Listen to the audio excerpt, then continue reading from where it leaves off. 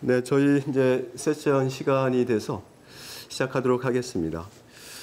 저희 세션은 이제 수처리에 의한 호수내 수질 개선 방안인데, 지금 호수에서 녹조 이런 번성을 했을 때 사실은 가장 좋은 거는 사전 예방적인 측면에서 소스 관리를 해야 되겠지만, 하류에 있는 그런 수채 같은 경우에는 점오염원 관리를 철저히 하면 될 텐데, 상류에 있는 호수, 소양호나 대청호나 또 마찬가지로 그런 경우에는 비점오염원 관리를 해야 되는데 그것이 상당히 지난한 일이고, 그렇다면은 녹조 번성했을 때 사후 관리를 해야 되는데 그 사이에 여러 가지 방법들이 있을 수 있겠죠.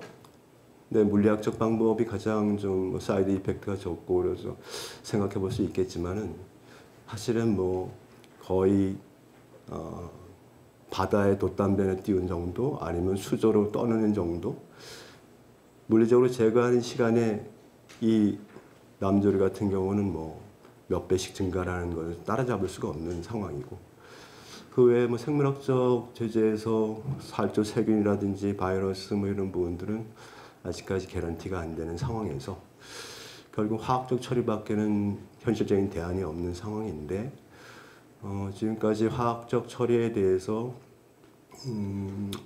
그에 대해서 물론 안전성 문제도 하겠지만 지나친 그 사이드 이펙트에 대해서 우려가 있어서 그 부분이 좀 현실화되지 못하고 있는 측면이 많이 있는데, 그에 관련해 가지고 오늘 두 분이 이제 연사께서, 특히 김범주 교수님께서 이제 화학적 처리에 관련된 실상을 좀 말씀해 주실 것이고, 그에 관련해 가지고 이 조류제거 이제 그 관리하는 국립방역과학원에서 이제 강윤 박사님이 발표를 해주시는데, 모쪼록 이게 이런 부분들이 좀 잘못된 이해, 또 이런 부분들이 좀 불식되어져 가지고 필요하면 우리가 사후 관리를 적극적으로 해야만 하는 것이니까 그런 방향으로 이렇게 좀 바뀌어갈 수 있는 계기가 되는 자리가 됐으면 좋겠다는 생각입니다.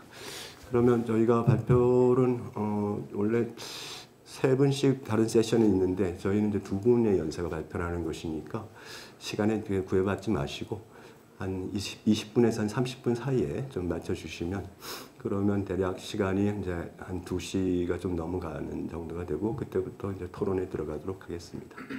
그러면 먼저 김범주 교수님 발표 부탁드립니다. 이 호수에서 수처리제를 사용하자는 건 전 20년째 지금 그 필요성을 주장하고 노력을 하고 있습니다. 그런데 아직도 우리나라에서 많이 보급이 잘 안 되고 있고 일부에서는 쓰고 있는데 많은 분들은 좀 오해가 있어서 잘 사용하지 않는 그런 부분들이 있고 해서 오늘 좀 그 관계되는 분들 모셔서 이런 토론을 좀 했으면 좋겠다, 이렇게 해서 자리를 만들었습니다. 지금 그 공 교수님께서 말씀하신 대로 우리나라 호수에 많은 호수가 부영양호이고 이 녹조 현상이 발생하고 있습니다. 그리고 녹조 현상이 생기면은 한 절반 정도 확률, 한 50% 확률로 독소가 생성됩니다.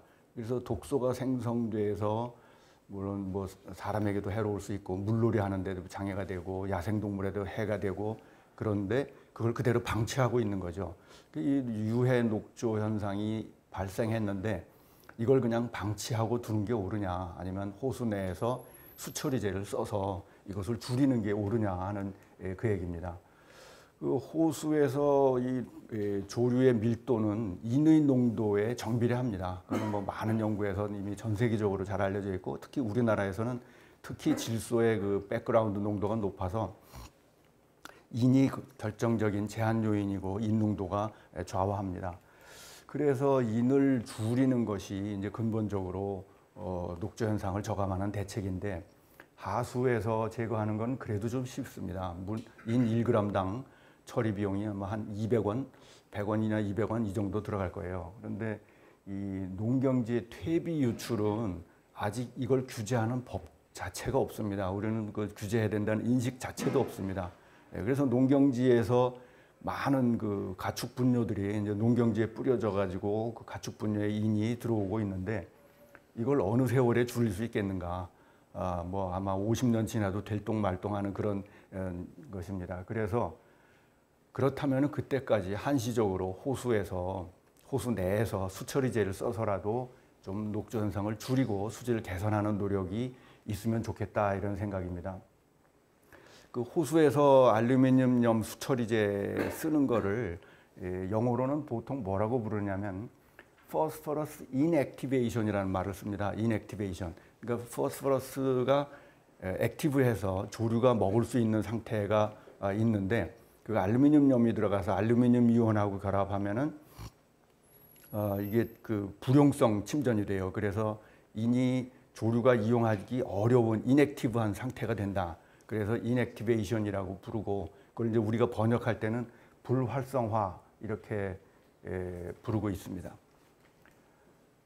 이 그 호수에서 알루미늄염을 쓰자고 하는 거는 뭐 제가 제안한 얘기가 아니고 이미 미국에서 오래전부터 사용해 왔고 이거는 미국의 North American Lake Management Society라고 제가 가끔 여러 번 참석했던 학회입니다. 미국의 호수 수질 관리 학회 이렇게 번역하시면 되겠습니다.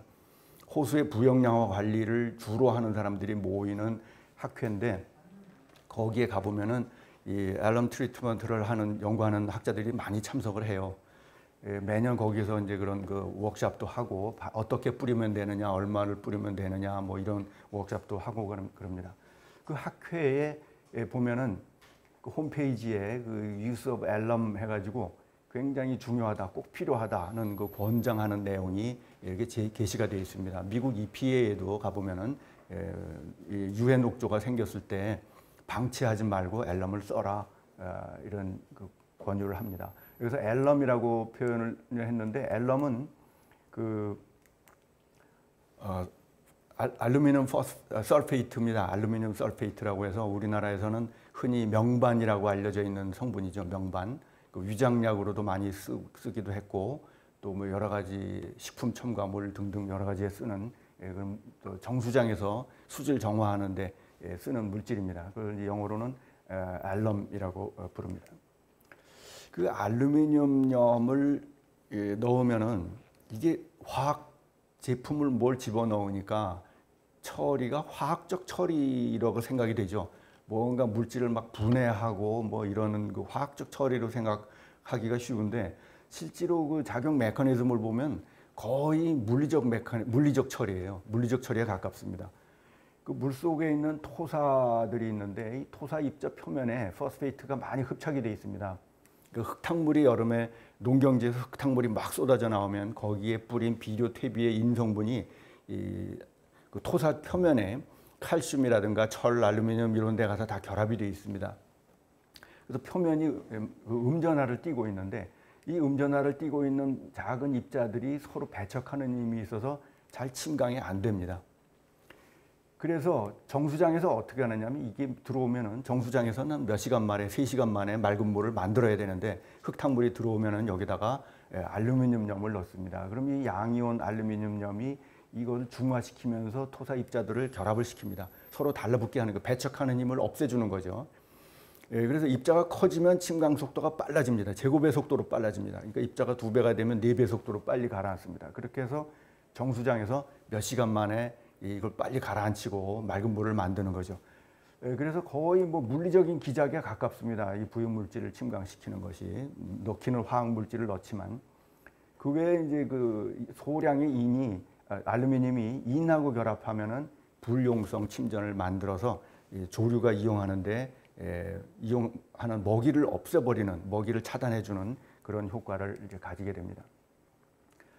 그래서 여러 가지 이제 그 효과를 이제 정리를 해보면은 응집제를 넣으면은 부유물질이 빨리 침강해가지고 녹조 현상도 없어지고 댐 방류수는 당연히 맑은 물 나오고 또 저질의 그 표면을 덮어가지고 그 세디멘트 캐핑을 해서 수질 개선하는 효과 뭐 이런 거 해서 요약을 하자면은 알루미늄염이 그 세계적으로 가장 널리 쓰이는 부영양화 제어제이고 가장 경제적인 방법으로 알려져 있습니다.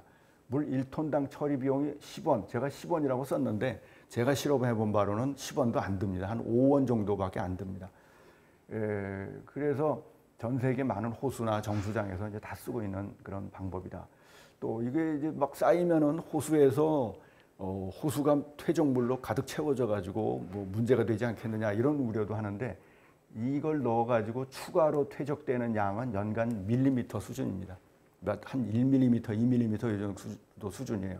왜 그러냐 하면은 이 아주 미세한 입자들은 개수는 많아도 이걸 모아놓고 보면 양은 얼마 안 됩니다. 그래서 이게 침전시켜서 세디멘트에 가라앉혀 놓고 무게를 따져보면은 거의 무시할 정도로 밖에서 들어오는 모래 이런 게 양이 많은 거지. 이 미세 입자들은 오염도는 크지만 그 총량은 그렇게 크지 않은 겁니다.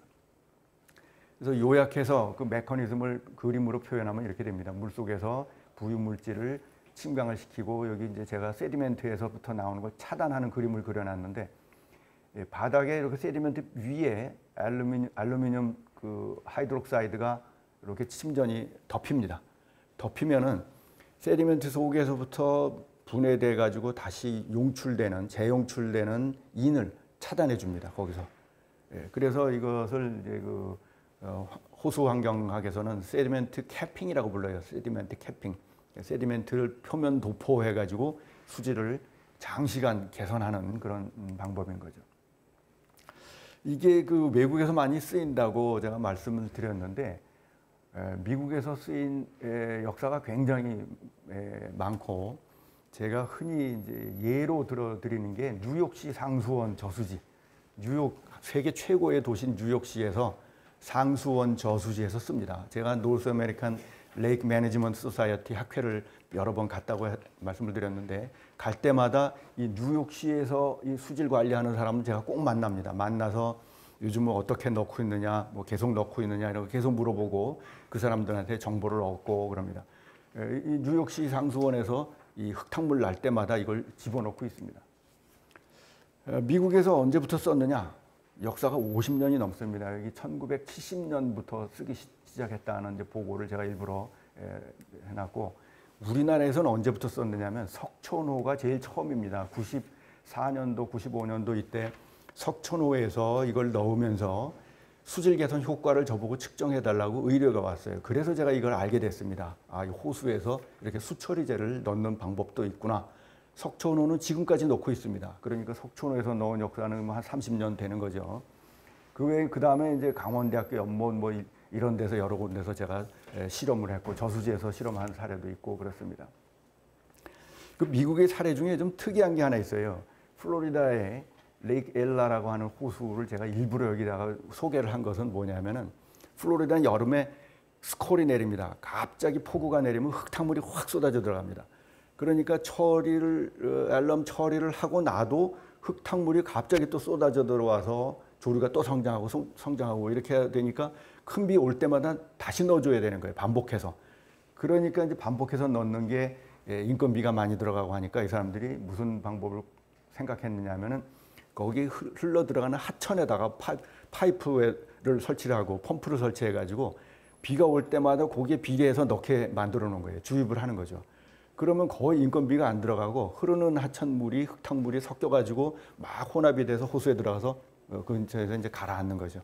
그래서 이걸 이 사람들이 뭐라고 이름을 붙였냐면은 스트림 인젝션이라고 이름을 붙였어요. 스트림에다가 주사하듯이 집어넣는다. 스트림 인젝션이라고 하는 방법인데 우리나라에서는 이게 제일 좋다고 생각됩니다. 우리나라는 인공호여서 비가 올 때마다 흙탕물 들어가죠. 그리고 체류 시간도 짧고 이러니까 뭐 미국처럼 자연호는 한 번 뿌리면 10년간 안 뿌려도 돼요. 10년간 효과가 나고 그러는데 우리나라는 효과가 뭐 1년을 안 갑니다. 그러니까 이 스트림 인젝션 방법이 우리나라에서 적정한 방법이라고 생각돼서 제가 늘 소개드리는 것이고 가끔 이제 유해하지 않느냐 뭐 이런 그 질문들을 저한테 많이 하십니다. 그래서 그거 나한테 묻지 말고 유해 물질에 가장 민감한, 가장 엄격하게 관리하고 있는 미국 사람들한테 물어봐라. 뉴욕시 상수원에서 넣는다. 그렇게 얘기를 합니다. 뉴욕시 상수원이 저수지가 이렇게 여러 개가 있는데 이 덕트로 연결이 돼 있어요. 여기 보면 이 점선이 이 덕트로 이 저수지를 몇 개를 연결을 해놨습니다. 이러고 뉴욕시로 이제 들어가는 거예요, 이 물이. 그런데 여기 흙탕물이 생겼다 그러면 어디다 넣느냐면 이 덕트에다 넣어요. 그러니까 일종의 스트림 인젝션이죠. 이 덕트에다 넣으면 이 덕트에서 들어가는 동안에 막 섞여가지고 저수지에 가서 저수지에서 가라앉는 거죠. 그리고 최종적으로 뉴욕시의 이제 상수원 정수장 앞에 있는 호수가 하나 있어요. 저수지라고 해야 되나? 저수조 같은 게 저수지가 하나 있는데 거길 제가 가봤습니다. 물이 굉장히 맑아요. 그래서 뉴욕시에 있는 사람들한테 물어보면 정수장에서 응집제를 안 쓴대요. 응집제를 왜 안 쓰냐? 여기서 다 가라앉혀가지고 너무 맑은 물이 들어와서 부유물이 없으니까 응집제를 거의 쓸 필요가 없다. 그러면서 만일 네가 수돗물에 응집제 넣는 게 싫다면은 호수에 넣어서 맑게 하고 수돗물에 넣지 말아야지 왜 호수에 안 넣고 수돗물에 넣느냐 반대로 그런 얘기를 하더라고요. 그래서 뉴욕시 상수원을 제가 그래서 이제 한 사례로 소개를 하는 것이고요. 우리나라에서도 이 알루미늄 수처리제를 사용한 사례가 사실 많습니다. 제일 많이 쓰는 데가 청계천, 오래됐기로는 일산 호수공원, 여기도 제가 수질 자문을 해서 잘 아는데, 그러니까 수질 조사를 한 1년 동안 해주고 했는데 95년, 96년, 97년 이때 처음 호수공원을 만들면서 어떻게 했냐면 물이 들어오면 거기다가 알루미늄 응집제를 넣어서 침강시켜서 집어넣는 그런 방식을 썼습니다. 그래서 여기도 계속 쓰고 있는 그런 곳이고요. 그 다음에 응집제를 넣고 그냥 호수에 가라앉히는 게 아니라 소규모 연못 같은 데서는 이걸 부유를 시켜요. 그 가압부상법이라고 해서 부유시켜서 침전물이 거품이 돼가지고 위로 뜨면 그 거품을 걷어내는 방법을 많이 썼습니다. 이건 농어촌공사도 많이 썼습니다. 그 다음에 호수에 그냥 침강시킨 사례는 석촌호수가 최초의 사례고요. 그 다음에 이제 제가 여러 군데 실험을 했었고, 그 다음에 농업용 저수지에서 지금 여러 곳에서 쓰고 있습니다. 국내 저수지에서 응집제를 사용하는데 가압부상법을 쓴 거는 2014년, 2011년 이때부터 벌써 여러 곳에서 많이 사용을 했습니다. 그리고 최근에 이제 농어촌공사에서 제가 얻은 자료인데요. 저수지에서 그 응집제를 투여를 했더니 총인 농도가 82% 제거됐고, 여기는 53% 제거됐고, 뭐 간단하게 뿌려도 50% 이상 쉽게 값싸게 제거하는, 처리하는 그런 사례들을 많이 볼 수가 있습니다. 이게 여기 동영상이 들어 있었는데 플레이가 안 되는 모양이네요. 이거는 어떤 동영상이었냐면 주컨 저수지라고 강릉에 있는 저수지에 뿌리고 있는 그런 사례를 제가 동영상으로 찍은 건데 지금 플레이가 안 되고 있네요. 그 다음에 석촌호수에서 제가 95년도 이때 실험을 했다고 말씀드렸는데, 넣으면서 어떤 효과가 나는가를 측정했는데 집어넣으면 클로로필이 이렇게 쭉 떨어지고 또 한 번 넣으면 클로로필이 쭉 떨어지고 이런 사례를 볼 수 있었습니다. 그 다음에 강원대학교 군의 연못에서 뭐 많이도 넣어보고 조금씩 반복해서 넣어보기도 하고 이렇게 몇 차례 실험들을 했었고요. 그 인을 부유물질만 침강시키는 게 아니라 같이 이제 물속에 있는 인 전체를 다 침강시키기 때문에 저수지 물에다가 인을 집어넣으면은, 알럼을 집어넣으면 인이 아주 빠른 속도로 침강합니다. 한 30분, 1시간이면 뭐 거의 완전히 다 침강을 해서 조류가 먹고 살 인을 없애버리는 거죠. 요거는 이제 2014년도인가 15년도인가 감돈 저수지라는 데서 제가 실험을 한 건데요. 농어촌공사의 요청에 의해서 이제 실험을 했던 건데, 요게 비포 애프터입니다. 넣고 나서 클로로필이 100 수준 돼 있던 것이 뭐 거의 10 이하로 뚝 떨어지는, 요거 집어넣고 바로 그날 측정한 겁니다. 그날 바로 놓고 찍은 거예요. 그러니까 침강 속도가 상당히 빠르다 하는 것을 볼 수가 있었습니다. 그리고 이제 한 달, 2달 후에 보니까 녹조 현상이 이렇게 심해, 남조류가 우점하던 곳에서 그 다음에 규조류로 싹 바뀌었어요. 여기 보면 남조류 스컴을 전혀 볼 수가 없죠. 이 감돈 저수지에서 이렇게 그 남조류에서 규조류로 석세션이 일어나면서 조류 밀도가 줄어드는 이런 그 효과가 있었습니다. 그러니까 총 양만 줄어드는 게 아니라 이게 pH도 중성이 되고 인농도가 낮아지면서 유해 남조류에서 별로 해가 없는 규조류로 석세션이 빠르게 일어나더라 하는 것을 관찰할 수 있었습니다. 그리고 이제 알루미늄을 넣으면은 물속에 알루미늄이 막 농도가 높아져서 굉장히 동물에게, 야생동물에게 해로울 수 있지 않겠느냐, 뭐 이런 우려를 하는 분들도 계시더라고요. 그래서 저희가 물속에 있는 디솔브드 알루미늄을 측정을 했습니다. 보통 알루미늄이 내추럴 백그라운드가 한 20에서 여긴 지금 20 정도 나왔는데 다른 데서 제가 여러 군데 측정을 해보고 했는데 보통 한 50 마이크로그램 per 리터 정도가 내추럴 백그라운드 나와요.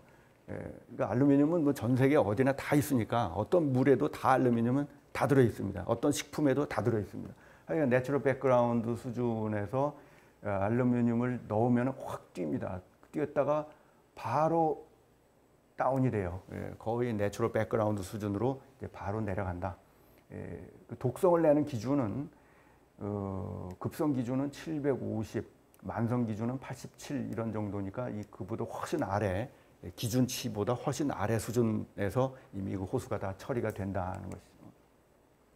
그다음에 식물 플랑크톤의 그 개체 수를 보면은 남조류가 48만, 뭐 75만 이러던 것이 1000 단위로 떨어지는 것을 볼 수가 있었습니다.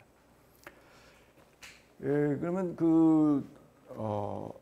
이 앨럼을 호수에서 어떤 방법으로 뿌리는가, 이제 그것도 앞으로 우리가 연구를 해야 될 부분인데요. 지금 전 세계적으로 쓰이는 방법을 보면은 미국 사람들이 쓰는 자연어에서 쓰는 방식은 수면에서 최대량 살포입니다. 수면에서 최대량. 이 최대량이 뭐가 최대가 되느냐면 앨럼이 약간 산성이에요. 산성이어서 넣으면은 이제 pH가 8에서 7, 6 이렇게 내려갑니다. 그런데 pH가 6까지는 알루미늄이 침전이 잘 되는데 6 이하로 내려가면은 침전이 안 되고 다시 용해가 됩니다. 용해도가 높아집니다. 또 pH가 한 6에서 5 이하로 내려가면은 동물의 그 데미지가 갑니다.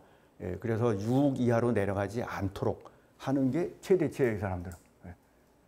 pH만 안 낮아지면은 많이 넣어도 아무런 해가 없다는 거죠. 왜 그런 최대량을 넣느냐 하면은 앨럼 값은 싸고 인건비는 비싸고 미국의 노스 아메리칸 레이크 매니지먼트 소사이어티 거기 가보면은 매년 그 부스가 생겨요. 회사들이 부스를 여러 개를 만들어 놓고 자기 회사 홍보를 하는데 어떤 회사들이 들어오느냐 하면은 앨럼 뿌려주는 회사가 옵니다.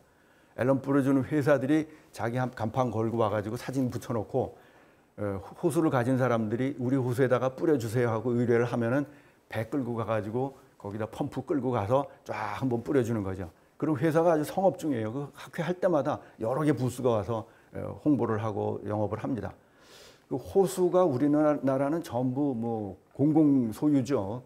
농어촌 공사 관리, 수자원 공사 관리 뭐 이런데 미국은 호수가 자연호가 많다 보니까 개인 소유가 많아요. 또는 개인 소유는 아니더라도 호숫가에 사람들이 뺑 돌아 집을 짓고 살면서 그 집을 짓고 사는 사람들이 어떤 그 협회를 만듭니다. 그 레이크 어소시에이션이라고 부르는데 호수마다 레이크 어소시에이션이 다 있어요. 호수 주민 단체가 다 있어요.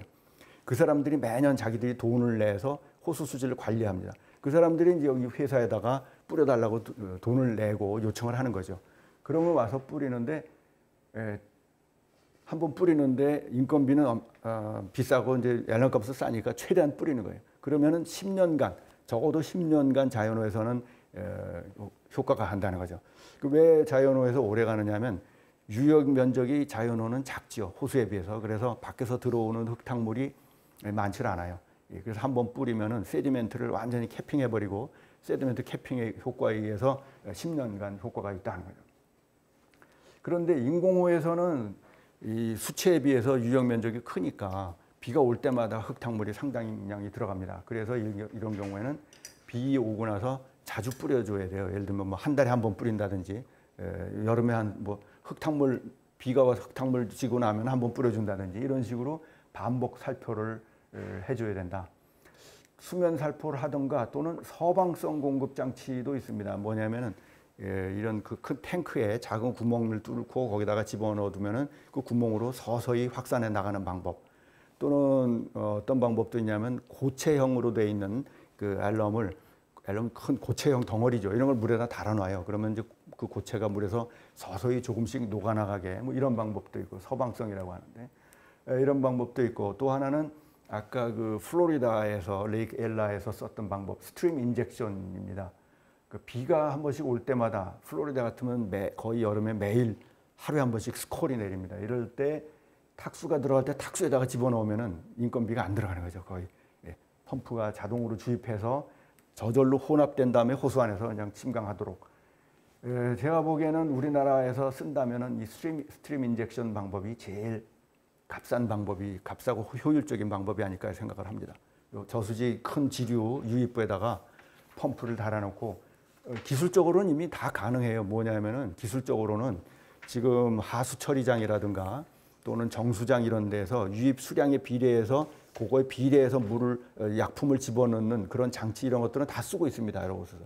그런 거 하나 갖다가 여기다 달아놓기만 하면 돼요. 그 수위계하고 컴퓨터로 연동해서 달아놓기만 하면은 쓸 수 있는 것입니다. 그 알루미늄을 이제 사용하는 데 있어서 주저하는 그 이유 중에 알루미늄이 유해하다, 이런 그 우려를 이제 많이 하는데, 알루미늄은 지구상의 지각을 구성하는 원소 중에서 산소교수 세 번째로 알루미늄입니다. 무게로 치면 지각 무게의 8%예요. 그러니까 흙을 잡으면 1kg 잡으면 거기 80g이 들어있는 거예요. 그래서 거기에서 살고 있는 모든 식물, 모든 식품에 다 들어있습니다. 또 어떤 물이든 간에 지하수건 수돗물이건 알루미늄은 다 들어있습니다. 내추럴 백그라운드로 거의 한 50 마이크로그램 per 리터 정도가 항상 어디나 들어있다는 거죠. 그런데 생물에 대해서는 거의 유해하지 않아요. 그런데 산성에서는 유해합니다. 그 산성에서 왜 유해하냐면은 pH가 한 5 이하로 산성화가 되면은 이 알루미늄이 침전이 잘 안 되고 용해가 됩니다. 용해도가 커집니다. 그래서 이 암석이나 이런데, 암석에서 많이 녹아 나와요. 암석에 있던 알루미늄이 녹아 나와 가지고 산성화가 돼서 pH가 4 뭐 이렇게 된 호수들은 보면은 알루미늄 농도가 상당히 높습니다. 그런데 이제 거기에 사는 동물, 물고기 같은 건 어떻게 되느냐면, 물고기나 뭐 플랑크톤 이런 생물들은 체내는 pH를 조절합니다. 물고기 체내는 pH 7로 조절을 하는데 바깥은 산성이에요. 그러면은 산성에서 녹아있던 알루미늄이 아가미 표면에 와서 아가미 표면에서 중성인 그 혈액하고 만나면서 거기서 침전이 됩니다. 그래서 아가미 표면에 알루미늄 그 침전물이 침적이 돼요. 그래서 호흡을 서서히 좀 장애를 주는 거죠. 호흡 장애를 주어서 좀 피해를 주고 하는데, 우리나라에서는 산성호를 제가 평생 호수를 조사했지만 한 번도 본 적이 없습니다. 가장 낮은 데가 어디였냐면 대암산 용늪이었어요. 대암산 용늪은 그 식물이 죽어서 썩어서 만들어진 휴믹 애시드가 엄청 많은 곳이에요. 물이 누르스름한 그런 갈색을 띠고, 거기가 pH가 한 5.5, 5 정도 됐고, 우리나라는 전부 알칼리성입니다. pH 8.5가 호수 수질 기준인데 pH 8.5를 넘어가는 호수의 비율이 15%입니다. 그러니까 산성 6 이하로 되는 호수는 본 적이 없습니다. 그런데 알칼리성은 굉장히 많아요. 그래서 산성에서 유해한 이것은 걱정하지 않아도 좋다는 얘기고요. 그만큼 안전하기 때문에 정수장에서 100년째 지금 응집제를 쓰고 있습니다. 수돗물 이거 알루미늄염을 넣어서 침강시키는 방법은 100년째 정수장에서 우리나라도 쓰고 있고 전 세계가 다 쓰고 있고, 지금은 하수 처리장에서도 그 인 저감을 위해서 인 농도 기준이 강화된 곳에서 여기 넣어가지고 침전을 시키고, 또 알루미늄을 제일 많이 먹는 경로가 뭐냐면은 위장약입니다. 위장약. 제가 여기다가 겔포스 우리가 가서 사진을 붙여놨는데, 겔포스는 뭐든지 다들 아시죠? 이게 성분이 알루미늄입니다. 이게 알마겔이라는 게 있는데, 이거는 알루미늄하고 마그네슘을 섞었어요.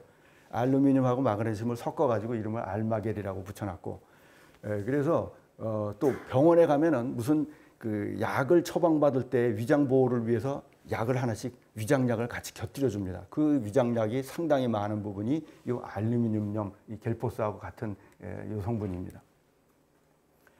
그래서 제산제 위장약으로 많이 복용을 하고 있고, 그 외에 이렇게 쓰이고 있다. 이렇게 쓰이고 있다는 얘기는 그만큼 안전하다 이런 얘기고, 그 알루미늄을 많이 먹으면 치매에 걸린다 이런 그 얘기가 있었습니다. 그게 이제 히스토리가 어떻게 되느냐면, 저도 그거 가지고 엄청 서치를 했는데 1957년인가에 누군가가 알루미늄을 먹으면 치매에 걸린다고 논문을 하나 썼어요. 그 이후로 지금 한 70년 동안 많은 사람들이 그 후에 그걸 연구를 했습니다. 그랬더니 한 번도 컨펌 된 적이 없어요. 그래서 지금은 그때 논문이 잘못됐다 그렇게 학계에서는 인정을 하고 있습니다. 그 이후로는 한 번도 알루미늄 때문에 치매가 된다는 것을 컨펌한 적이 없습니다. 근데 앞으로 우리가 이제 연구를 해야 될 부분은 수처리제를 투입하는 기술 개발이 필요하고 매뉴얼도 만들어줘야 됩니다. 여러 저수지 관리자들이 넣으려면은 어떤 종류 응집제를 넣으면 좋은지, 지금 미국에서는 다 그 알루미늄 설페이트를 씁니다. 그게 약간 산성이어서 알칼리성에서 남조류가 굉장히 유리해요. 알칼리성을 좋아해요, 남조류가. 약간 산성을 만들어 놓으면 7 정도로 만들어 놓으면 규조류가 우점해지기 때문에 알럼이 값도 싸고 이래서 이걸 이제 주로 쓰고, 투여량도 적정하게 뭐 보통은 한 30ppm 정도 이렇게 쓰면 되고, 근데 투여하는 방법, 기구, 설비 이런 것도 그 스트림 인젝션 설비 이런 것도 우리가 많이 연구를 하면 되고, 또 지역별로 유입수의 그 알칼리니티가 좀 다릅니다. 알칼리니티가 높으면 좀 많이 넣어도 되고, 알칼리니티가 너무 낮아서 산성화 우려가 있다고 하면은 알럼 대신 PAC를 넣으면 되고, PAC는 산성이 훨씬 덜하거든요. 그런 이런 연구들이 필요하겠다. 스트림 인젝션을 하는 그 펌프 개발 뭐 이런 것도 앞으로 이제 좀 해서 보급하면 좋겠다는 겁니다. 그래서 마지막으로 저는 지금 수처리제를 일부에서 넣었는데 체계적으로 지금 연구가 아직은 좀 부족한 것 같아요. 물론 미국에서는 엄청 많이 연구가 되어 있습니다만 우리나라에서 연구 사례를 좀 만들어서 널리 홍보할 필요가 있겠다고 생각을 합니다. 그래서 시범 연구 사업을 좀 했으면 좋겠다 이런 생각을 하고요. 시범 연구 사업 대상지로 제가 몇 개를 적어봤습니다. 도암댐은 지금 그 수력 발전 댐인데 탁수가 발생한다고 해서 발전을 못 하고 있어요. 그래서 이게 그 탄소 저감 크레딧을 엄청 받을 수 있는 굉장히 좋은 친환경 발전원인데 이것을 그대로 살리지 못하고 낭비하고 있다고 하는 것이 큰 손실이어서 이 탁수를 빨리 가라앉혀 가지고 맑은 물로 만들어서 발전을 하던가, 뭐 아니면 한강으로 그대로 내보낸다 하더라도 하류에 있는 사람들의 수질을 위해서는 여기서 침강을 시키면 좋겠다 이런 겁니다. 그 다음에 영주댐의 유사조절지가 있습니다. 영주댐이 있고 영주댐 상류에 소형 저수지가 또 있어요. 그 이제 침사를 위해서 만들어 놓은 댐인데 거기서부터 이제 녹조가 많이 발생하고 있죠. 이거는 영주댐 물은 결국은 낙동강의 상수원입니다. 낙동강으로 흘러내려가서 상수원의 수질을 결정하는 곳이기 때문에 이 유사조절지가 좀 규모도 작고 하니까 여기서부터 먼저 한번 넣어서 녹조 현상을 없애는 실험을 해보고 효과도 측정해보고 뭐 혹시 부작용이 있는가 또 체크도 하고 그런 노력이 있으면 좋겠다는 생각이고요. 보현산 댐은 조그만 호수인데 거의 전량이 용수로 쓰이는 물이에요. 그러니까 내 자연으로 나가는 물도 아니고, 그래서 거의 이것은 정수장으로 써야 된다 이렇게 생각을 합니다. 그 정수장으로 실제로 또 수자원공사에서는 보현산 댐에 수처리제를 적용한 사례도 있다고 들었습니다. 그리고 효과가 좋았다 우리 얘기를 들었는데 이런 것은 적극적으로 이것을 정수장으로 사용을 했으면 좋겠다는 것이고요. 그 다음에 이 습지에도 지금 저는 넣어줘야 된다고 생각을 합니다. 왜냐하면 습지가 몇 년 지나고 나면은 이 세디멘트에 축적돼 있던 인이 다시 재용출됩니다. 그래서 습지를 처음에 만들면은 인 제거 효율이 좋아요. 그런데 한 10년 지나면 마이너스가 됩니다. 왜냐하면 과거에 축적했던 걸 다시 재용출을 시킵니다. 그래서 이 재용출을 막기 위해서 습지의 그 세디멘트 캐핑에서 여기서 다시 인이 재용출되는 걸 막는 그런 사례로서 그 8호 내에 양구읍 앞에 한반도 습지라는 이름이 붙은 조그만 그 부댐 습지가 있습니다. 여기에서부터 한번 이런 그 실험을 해가지고 수질 개선 효과를 보고 또 하류에 내려가는 인이 줄어든다는 것을 평가를 하고 이런 그 시범 사업을 했으면 좋겠다고 제안을 드립니다. 그 마지막으로 요약입니다. 이상 마치겠습니다.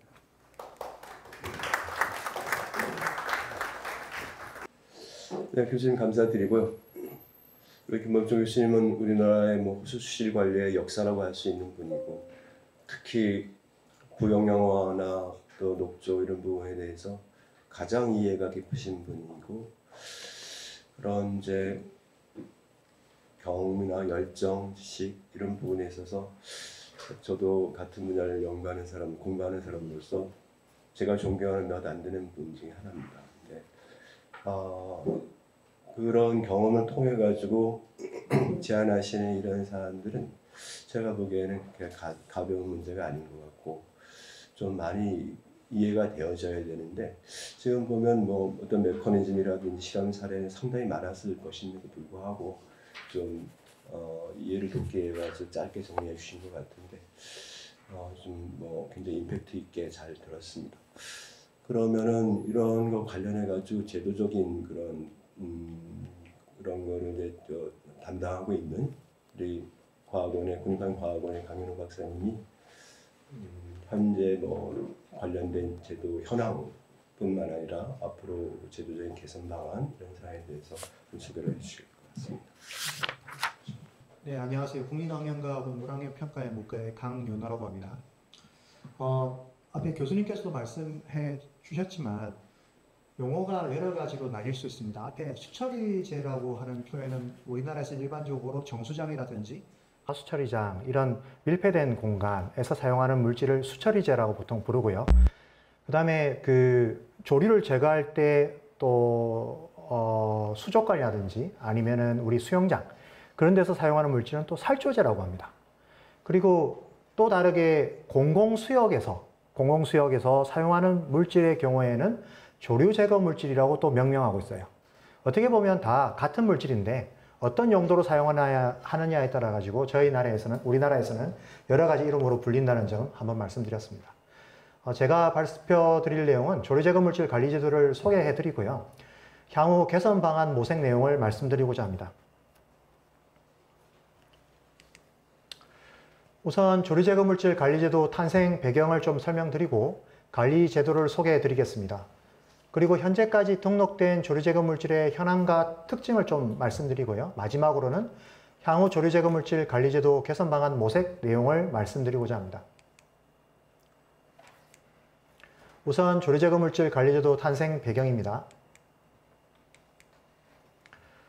전 세계적으로 녹조 발생량이 증가하고 있는 기후위기로 인한 계속적인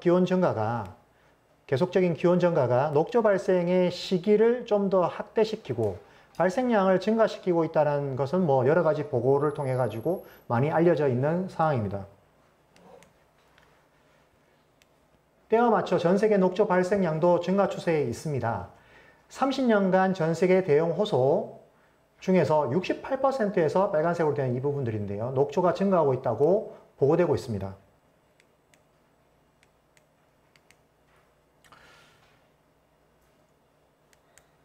예. 그로 인해서 녹조로 인한 피해가 발생하고 있는데 미국의 경우에는 매년 4억 달러의 경제적 손실이 발생한다고 보고되고 있고 우리나라에서도 과거에 수돗물에서 이 침입 물질로 인한 그런 문제가 발생한 적이 있습니다. 그때 수도권 정수장 고도 처리 시설 조기 도입에 많은 예산이 투입된 사례가 있습니다.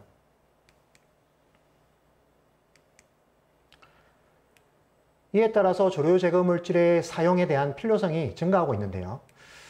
녹조를 예방하거나 제거하기 위한 그런 다양한 방법들이 시도 중에 있습니다. 특히 화학생물학적 제재는 단기적으로 효과를 낼 수 있는 응급수단이라고 할 수 있죠. 보시면은 유역관리 방법, 수체내 관리 방법, 정수장 관리 방법으로 카테고리를 나눌 수 있는데 그 중에서도 수중이라든지 아니면 퇴적물의 인을 불용화시키는 아까 말씀드렸던 알루미늄 연 같은 경우가 되겠죠. 그리고 살조제, 응집제, 살조, 천적, 경쟁생물 등을 이용하는 이 부분을 우리는 조류 제거 물질이라고 할 수 있겠습니다.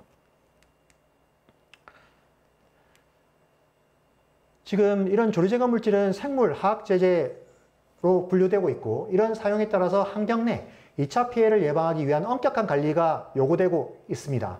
그 이유는 과거에 팜 아일랜드 미스테리 사건이라고 호주에서 1979년에 벌어졌던 사건이 하나 있었는데요. 솔로몬 댐에서 녹조가 발생했는데 실린드로스 펌업 씻습니다. 살조제로 항상구리를 투여해가지고 녹조를 효과적으로 제거했죠. 그러나 녹조가 제거된 물을 공급받은 주민 148명이 남주류에서 유래한 조류독소 실린드로스 폼옵신에 노출되는 사고가 발생한 예가 있었습니다. 뿐만 아니라 이런 2차적인 환경오염 그리고 인체적 피해 이런 것들을 고려해 볼 때 2차 환경 피해를 최소화하고 효율적인 녹조 피해 예방을 위한 제도가 필요하겠다라고 판단되어서 환경부에서 2012년 조류 제거 물질 관리 제도를 탄생시켰습니다.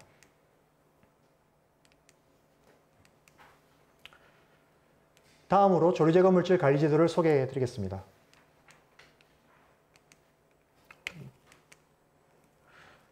네, 조류 제거 물질 관리 제도는 조류 제거 물질의 승인 그리고 승인된 물질의 사용을 제도화하고 있는 관리 제도입니다. 물환경보조법 21조 5에 공공수용 내 녹조 발생 피해를 예방하여 조류 제거를 위한 조치를 명령할 수 있는 조항이 있습니다. 이 조항을 근거로 하여 상수원 확보 및 수생태계 보호를 목적으로 조류 제거 시설 설치 운영 및 살포형 조류 제거 물질 사용 지침이 12년 6월에 제도화되어 현재에 이르게 됩니다. 조류 제거 물질 사용 지침의 운영 취지는 무분별한 조류 제거 물질 사용을 지향하고 최소 사용으로 녹조 피해를 빠른 시간 내에 저감하고자 하는 것에 있습니다. 즉 2차 환경오염을 방지하면서 응급 방제 조치한다는 것이 운영 취지입니다.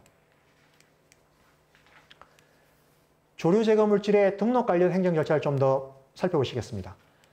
공공수역관리자, 예를 들면 지자체, 한국수자원공사, 한국농어촌공사 등등 공공수역을 관리하는 자들이라고 명을 할 수 있습니다. 공공수역관리자들은 기본조사평가서를 총괄기관, 환경부의 위임을 받은 환경청이 되겠습니다.에 신청을 하고 총괄기관은 접수한 후에 기술검토를 가학원에다 요청하게 됩니다. 그럼 가학원은 기술검토 평가 항목들을 검토해서 검토 결과를 총괄기관에 통보하게 되고 총괄기관은 승인 여부를 결정하게 됩니다. 이때 만약에 승인이 된다면 가학원에는 홈페이지 등록을 요청하고 공공수역관리자에게는 결정을 통보하는 절차를 거치게 됩니다. 그럼 이때 가학원에서 기술 검토하는 평가 항목이 무엇인지 우선 살펴보겠습니다. 조류 제거 물질 등록 심의 평가 항목은 총 100점입니다. 그 중에서도 조류 제거 물질 검토서 평가 항목은 정성 평가로서 40점인데요. 기본조사 평가서 대상 정성적 성격의 평가 내용에 대해 주관적인 점수를 부여하고 있기 때문에 심의위원별의 점수가 차이가 발생하게 됩니다. 검토 항목은 조류 제거 물질 제조에 10점, 그리고 조류 제거 물질 평가 방법의 적절성 15점, 조류 제거 물질 사용에 관한 적절성 15점입니다. 세부 내용을 좀 보시면은 물질의 출처, 기원이 되겠죠. 개발 경위, 방법의 적절성, 그리고 조류 제거 물질 시험 방법의 신뢰성이나 적절성, 생태 독성 평가 방법, 중급속 함량 분석 방법 평가 방법, 그리고 사용 농도와 사용량, 사용 방법의 적절성, 기타 국내외 인정 및 사용 현황에 대한 관한 자료, 기타 환경 위해성 검토 등으로 나눌 수 있습니다. 다음 60점은 정량평가인데 조류 제거 물질 평가 기준표 평가 항목입니다.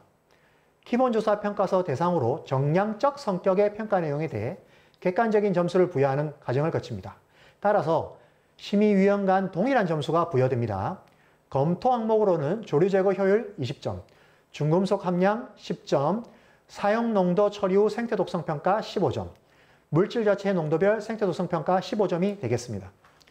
세부 내용으로는 시험 조류 대상 처리 후 조류 제거 효율을 보는 방법 20점, 그다음에 후보 물질의 퇴적물 오염 평가, 8개 금속류를 평가하게 됩니다. 그리고 시험 생물 대상인 발광박테리아, 물벼룩, 소용오류에 대한 사용 농도 처리 후에 생태 독성값, TU값을 평가합니다. 그리고 시험 생물 대상, 같은 생물 대상으로 등간격으로 5개 농도를 처리한 후 무영양 농도값을 평가하는 등의 절차를 거치게 됩니다. 등록 다음으로 조류 제거 물질 사용 관련 행정 절차입니다. 조류 제거 물질 사용 절차는 공공수역관리자가 사용계획서를 작성하고 총괄기관에다가 사용을 요청합니다. 총괄기관은 접수한 후에 사용 여부를 승인하고 공공수역관리자에게 통보하게 되면 만약에 사용 승인이 났을 경우에는 사용을 하게 됩니다. 사용한 후에 사후 영양 조사를 포함한 결과 보고서를 총괄기관에 제출하게 되고 총괄기관은 다시 사후 영양 조사 검토 요청을 가학원에 요청하게 됩니다. 그러면 가학원은 사후 영양 조사 검토 항목들을 검토한 후에 결과를 총괄기관에 통보하게 되는데 총괄기관은 적합 여부를 검토한 후에 그 결과를 공공수역관리자에게 전달하게 됩니다. 자, 이때 결과에 만약에 문제가 있다. 사후 영양 조사 검토 결과 수질 및 수생태계에 부정적 영향이 있다고 판단될 경우에는 해당 물질을 사용 중지 또는 등록을 취소할 수 있습니다. 그럼 사후 영양 조사는 어떤 조사 방법과 평가 항목으로 이루어지는지 설명드리겠습니다. 정성평가이고 환경 위해성이 있는지 없는지를 판단하는 것입니다. 사용 결과 보고서 내 사후 영양 조사 보고서를 대상으로 종합적인 판단을 하게 되는데 주관적 평가입니다. 종합 의견과 함께 환경 위해성 여부를 결정에 통보하게 됩니다. 조사 지점은 이 대상 수역의 면적이 커지면 커질수록 조사 지점은 차등적으로 늘어나게 됩니다. 평가 항목의 경우에는 생태 독성 평가, 그리고 수질 및 생물상 여부 평가, 그리고 환경 노출 농도에 대한 평가가 있습니다. 생태 독성 평가는 살포 전, 살포 직후에 전 지점을 대상으로 평가하게 되고, 수질 및 생물상 여부의 평가는 수온, pH, DO 등등을, 그리고 어류 폐사 유무에 대해서는 유관 관찰을 통해서 살포 전, 직후 48시간이 경과한 시점에서 평가하게 됩니다. 다음은 현재까지 등록된 조류제거 물질 현황을 설명드리겠습니다. 24년 4월 기준 총 14종의 조류제거 물질이 승인되었고 현재 사용 중에 있습니다. 보시다시피 14종이고요. 조류제거 원리는 대부분 응집제 아니면 살조제로 이루어져 있습니다. 그리고 여기는 사용 농도가 적혀 있습니다. 앞서 말씀드렸던 알루미늄 계열의 조류 제거 물질은 폴리염화 알루미늄, 폴리수산화 염화규산 알루미늄, 그리고 이들과 함께 항토를 규합한 혼합물들이 존재하고요. 마이팅션이나 그린티리, 워터픽서 같은 경우는 화학물질을 사용하는 살조제입니다. 그리고 포스락, 루미라이트의 경우에는 강물질을 사용하는 응집제가 되겠고요. KMWH 같은 경우는 강물질과 함께 천연물질 추출물을 같이 혼합한 물질이 되겠습니다. 아울러 시그린 프리미엄은 식물 추출물질로 이루어져 있습니다. 물질 개별로 한번 살펴보시겠습니다. 앞서 설명드렸던 알루미늄염, 그러니까 교수님께서 말씀하셨던 알루미늄염도 폴리염화 알루미늄 PAC 계열의 조류제거 물질이 된다고 보고 있는데요. 지금 저희 조류제거 물질로 등록된 물질들은 폴리염화 알루미늄 PAC, 그 다음에 폴리수산화 염화 알루미늄 PACS 등이 있고 이들과 항토가 조합된 그런 형태가 있습니다. 보통 작용 원리는 앞에도 말씀드렸지만 조류와 아니면 PAC의 알루미늄기가 불안정한 응결 상태를 가지고 있는데 이때 높은 연기도하에서 플락이 형성되기 시작합니다. 그러다가 고분자 폴리머에 의해서 덩어리가 지고 이 덩어리가 커지게 되면 침강하는 구조를 가지고 있습니다. 그리고 아까 말씀드렸다시피 침강하게 되면 이제 도포가 되고 그럼 퇴적물에서 올라오는 인의 경우도 여기에 캡처되게 됩니다. 따라서 수중에 녹조를 제거하는 그런 간접적인 형태의 조류 제거 물질이라고 할 수 있습니다. 주로 수처리 산업, 응집제라든지 정유가스 산업 정제, 그다음에 땀 탈취제 등으로 사용되고 있고 사용 사례로는 대청호 지류라든지 아니면 낙동강 상류 댐호 등에서 사용된 사례가 있습니다. 국외로는 미국 포함 독일, 체코 등 많은 호수에서 사용되고 있습니다. 다음은 워터헬스입니다. 워터헬스는 제올라이트로 구성된 강물, 그리고 밤나무 등의 식물 원료가 혼합된 제품인데요. 양이온 취한제로서 조류와 물리적으로 이렇게 흡착 후 응결하고 마찬가지로 염기성 하에서 플락을 형성한 다음에 응집된 조류가 강합성을 할 때 다량의 기포가 발생하게 됩니다. 이때 그러면 표면으로 이렇게 떠오르게 되는데요. 이 떠오른 것을 기계적 수거를 통해 가지고 제거하는 형태를 가지고 있습니다. 여기는 이제 오일이 들어가는데 그 오일과 함께 강합성을 통한 산소가 부상을 하는 원리라고 설명하고 있습니다. 주요 용도로는 국내 개발 제품입니다. 그래서 주로 수질 정화 및 조류 제거 용도로 사용되고 있고요. 사용 사례로는 낙동강 상류 댐호와 하천 보호, 친수연못, 저수지 등에서 사용 사례가 있습니다. 다음은 마이팅션입니다. 마이팅션은 화학물질, 항산, 아연 등의 여러 화학물질이 혼합된 형태인데 물과 같이 섞어서 사용하고 있습니다. 보통 이제 화학물질이니까 농도에 따라서는 환경에 좀 좋지 않은 영향을 줄 수도 있습니다. 그러나 진핵생물에게는 영향을 주지 않으면서 남조류 세포벽은 진핵생물과 달리 좀 단순하게 되어 있는데요. 따라서 이 물질의 농도를 적절하게 유지하게 된다면 남조류만을 선택적으로 제어할 수 있다는 좀 장점이 있습니다. 그래서 사용이 많이 되고 있는 경우가 되겠습니다. 지금 이것은 이제 수원시 일원 저수지인데요. 일원 저수지에 드론을 사용해 가지고 살포하고 한 이틀, 하루 이틀 뒤에 깨끗하게 유지되고 있는 모습을 보여주고 있는 그림이 되겠습니다. 주요 용도로는 조류 제거제, 동물 사료 첨가제, 약제, 분석 시약 등으로 사용되고 있습니다. 부산과 경기도 소재 저수지라든지 대청호와 충주호 지류, 낙동강 상류 댐호대에서 다양하게 사용되고 있습니다. 다음은 포스락입니다. 포스락은 강물 성분인 벤토나이트 그리고 란타늄 클로라이드의 혼합물인데요. 살포 후에 란타늄 이온이 인을 포함한 조류 등을 흡착해가지고 퇴적물로 강화하게 되고 퇴적물 위에 이제 도포되게 되죠. 그러면 퇴적물 내에 인까지 불용화시키면서 간접적으로 조류의 생장을 저해하는 형태로 녹조를 제거합니다. 주요 용도로는 조류 제거, 수처리 산업용 응집제, 방수제, 밀폐제, 탈취제 등의 다양한 용도로 사용되고 있고요. 국내에서는 주로 저수지에 사용하고 있습니다. 국외로는 미국, 캐나다, 영국, 호주 등 다양한 국가에서 사용하고 있습니다. 다음은 루미나이트입니다. 14종의 여기 보시면 다공성 제올라이트를 소성하고 제품한 규소 계열의 천연 강물질입니다. 제올라이트는 양이온 치환제입니다. 그래서 음이온의 오염물질 그리고 조류를 흡착하고요. 신강시켜서 조류를 간접적으로 제거하는 방법입니다. 직간접적으로 제거하는 방법입니다. 여기 그림에서 보시는 바와 같이 투입을 하게 되면 약 8분의 경과에서 모두 다 가라앉히는 그런 결과를 볼 수 있습니다. 주요 용도로는 조류 제거제, 동물 사료 첨가제, 약제, 분석 시약 등으로 사용되고 있고 국내에서는 의아모지효에서 사용되었습니다. 여기 공지천에서 한번 사용된 적이 있습니다. 중국 하천, 일본 떼모, 항공 해저 등에서도 사용 사례가 있습니다. 다음은 DCEP라는 화학물질입니다. 여기에 물을 섞어서 사용하고 있는데요. 남조류 세포막에 알기네이트 성분이 다량 분포되어 있는데 그린티드의 이 파지티브 성분이 해당 표면과 반응을 하게 되어 세포막을 약화시키게 되면 물이 안으로 들어가게 되어서 삼투압에 의해서 세포막이 파괴되는 그런 녹조 제거 기작을 가지고 있습니다. 지금 이거는 복림저수지 그리고 이건 인도네시아 새우 양식장에서 사용된 예가 되겠습니다. 처리 전에는 녹조가 끼어 있는 모습이 확연하게 보이지만 처리 후 5시간 만에 상당히 좋은 효과를 보이고 있는 게 보이죠. 물론 1일 후에는 다시 어느 정도 다시 번식하는 형태를 보이긴 합니다. 인도네시아 새우 양식장의 경우에는 처리 전에 비해서 처리한 후에 녹색이 크게 저감되고 처리 25일까지 주기적으로 살포해서 그 상태를 유지시키고 있습니다. 국내 고유 기술입니다. 그래서 조류 제거제로 개발된 물질이고요. 주로 우리나라 국내 저수지에 사용되고 있고 말레이시아, 인도네시아 새우 양식장에서 사용하고 있습니다. 다음은 시그린 계열입니다. 시그린과 시그린 프리미엄 골드가 있는데요. 휴믹산, 풀빅산으로 구성되어 있습니다. 천연물질 추출물 휴믹산, 풀빅산을 이용해서 악취 수질 정화 개선 물질입니다. 세포막 침투력을 정대시키고 1가, 2가, 다가 원소를 킬레이트 화합물로 만드는 양이온 치환 능력을 보유하고 있습니다. 해당 물질이 되겠고요.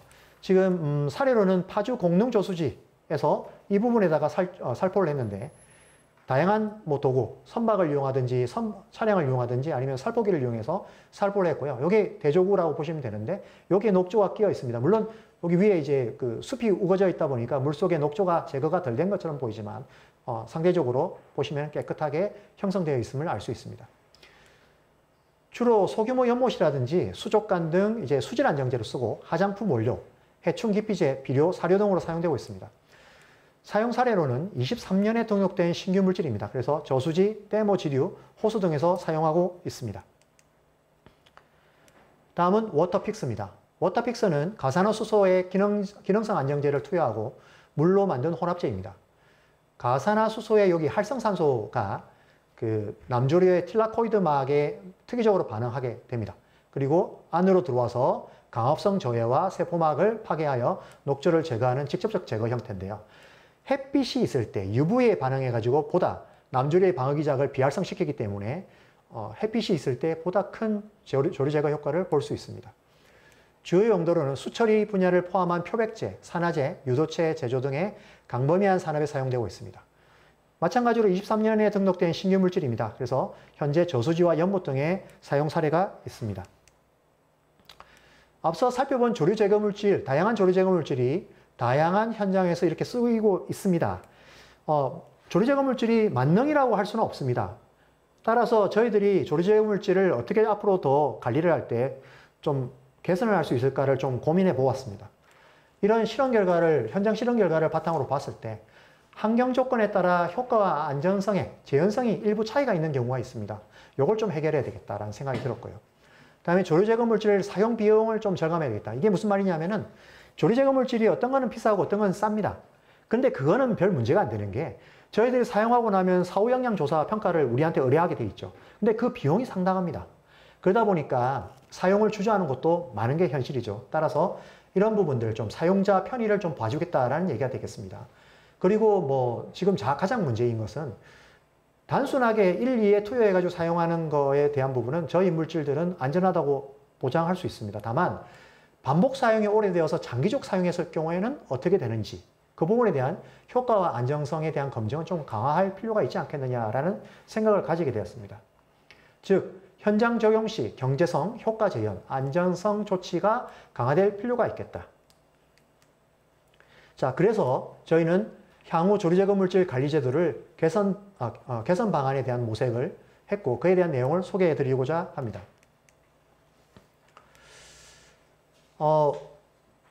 일부 녹조 발생 지역 내 조리제거 물질에 적극 사용해야 된다는 필요성이 제기되고 있습니다. 그렇게 요구하는 분들도 계시고요. 그렇지만 조리제거 물질의 사용의 문제점을 우려하거나 사용을 금지해야 된다는 여론도 상당히 많이 있습니다.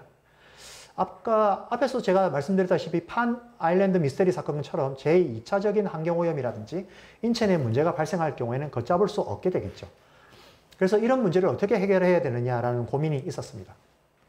그리고 앞서서 살펴봤던 우리가 문제 제기했던 부분들을 같이 살펴보게 되면은 우선적으로 조리제거 물질의 장기 사용에 따른 효과, 안정성 검증 체계 강화가 필요하지 않을까. 그리고 현 조류 제거 물질 사용 지침의 일부에 불명확한 내용을 좀 보완해야 되겠다. 그리고 사후 영향 평가 체계를 좀 개선해서 조류 제거 물질 사용 비용 절감이 좀 필요하겠다는 것을 확인할 수 있었습니다. 이 문제점을 해결하기 위한 방법으로 기존 사용 지침을 보다 쉽고 명확하게 보완하고 사후 영향 조사 관련 내용 개선을 통해 소요 비용을 좀 절감시켜야 되겠다. 그리고 장기 영향 검정 신규 평가 항목을 도입하자라는 해결 방안을 제시하게 되었습니다. 이런 해결 방안에 따라서 관리제도 개선을 위한 추진 방향과 내용을 수립하게 됩니다. 추진 방향은 조류제거 물질 사용 지침 내 기존 평가 항목을 개선하자. 그리고 조류제거 물질 사용 지침 내 신규 평가 항목을 도입 검토하자. 그리고 마지막으로 제도 개선 및 기타가 되겠습니다. 우선 기존 평가 항목 개선에 해당되는 내용은 조류제거 물질 등록 관련해 가지고 중금속 함량 평가 항목과 조류제거 물질 평가 항목을 좀 개선해 보자. 그리고 조류제거 물질 평가서 서식을 마련하자 등이 되겠습니다. 그리고 사후 영향 조사 평가 항목 개선으로는 공공수역 용도별로 좀 등급을 매겨서 사후 영향 조사 평가를 차등화시켜서 비용을 좀 더 절감하게 하자라는 부분이 또 있습니다. 그리고 사후 영향 조사 평가 방법을 개선해서 이 부분도 비용을 좀 절감하고 효율적으로 관리하자라는 내용이 되겠습니다. 신규 평가 항목 도입 검토 내용은 잠재적 위해성 평가 도입 여부를 검토해보고 만성 생태 독성 평가 도입 여부도 검토해 보겠습니다. 그리고 중장기 수질 및 수생태계 안정성 평가 도입 여부도 검토할 계획입니다. 마지막으로 인체 안정성 평가 도입 여부도 검토할 계획입니다.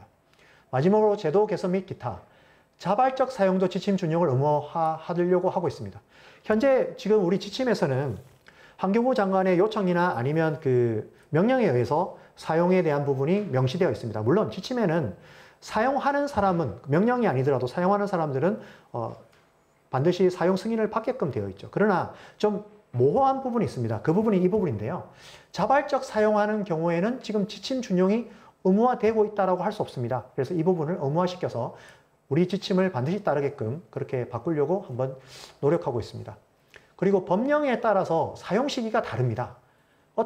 우리 조리제거 물질에서는 사용 시기가 따로 있고요. 조리경보제에서도 또 사용 시기가 따로 있습니다. 이런 부분 좀 통일시켜야 되겠다. 그리고 누가 보든지 사용 설명서 하나로 과학적 지식이 없어도 충분히 효과적으로 사용할 수 있게끔 그런 구비를 의무화시키고 공인 시험 기간 지정해서 운영하겠다. 그리고 가승인, 실험실 결과만으로 일단 가승인 시켜주고 현장 평가 후에 이제 최종 승인하는 그런 형태를 좀 하는 게 어떻겠나라는 의견도 있었습니다. 그리고 민간 대상 조리제거 물질 제도와 등록 관련 교육 및 컨설팅을 제공하고자 합니다. 자, 이렇게 준비된 그 개선 방향과 내용을 가지고 관리제도 개선을 위한 추진 방법을 설명드리겠습니다. 앞서 말씀드렸던 이런 추진 연구 내용을 기반으로 우리는 3가지 연구를 추진할 계획입니다. 24년 현재 23년 행정제도 개선 채택사업 후속조치 이행 연구를 수행 중에 있습니다. 그리고 25년부터 28년까지 남조류 저감 방안 현장 실증 연구를 수행할 준비가 되어 있고요. 아직 이 예산은 준비가 되지 않았는데 25년에서 28년 조리제거물질 관리제도 개선 방안 연구를 마련해서 추진할 계획에 있습니다. 이러한 내용을 이 세 가지 연구 과제로 수행하고 결과를 도출한 다음에 기술 검토와 의사결정을 통해서 지침을 개정하고자 합니다. 그렇게 된다면 결국 완성도 높은 조리제거물질 관리제도를 확립할 수 있을 것이라고 저희들은 확신합니다. 마지막으로 관리제도 개선을 위한 연차별 추진 계획을 설명드리고 마치겠습니다. 추진 내용 아까 설명드렸다시피 기존 평가 항목 개선, 신규 평가 항목 도입 검토, 제도 개선 및 기타가 되겠고요.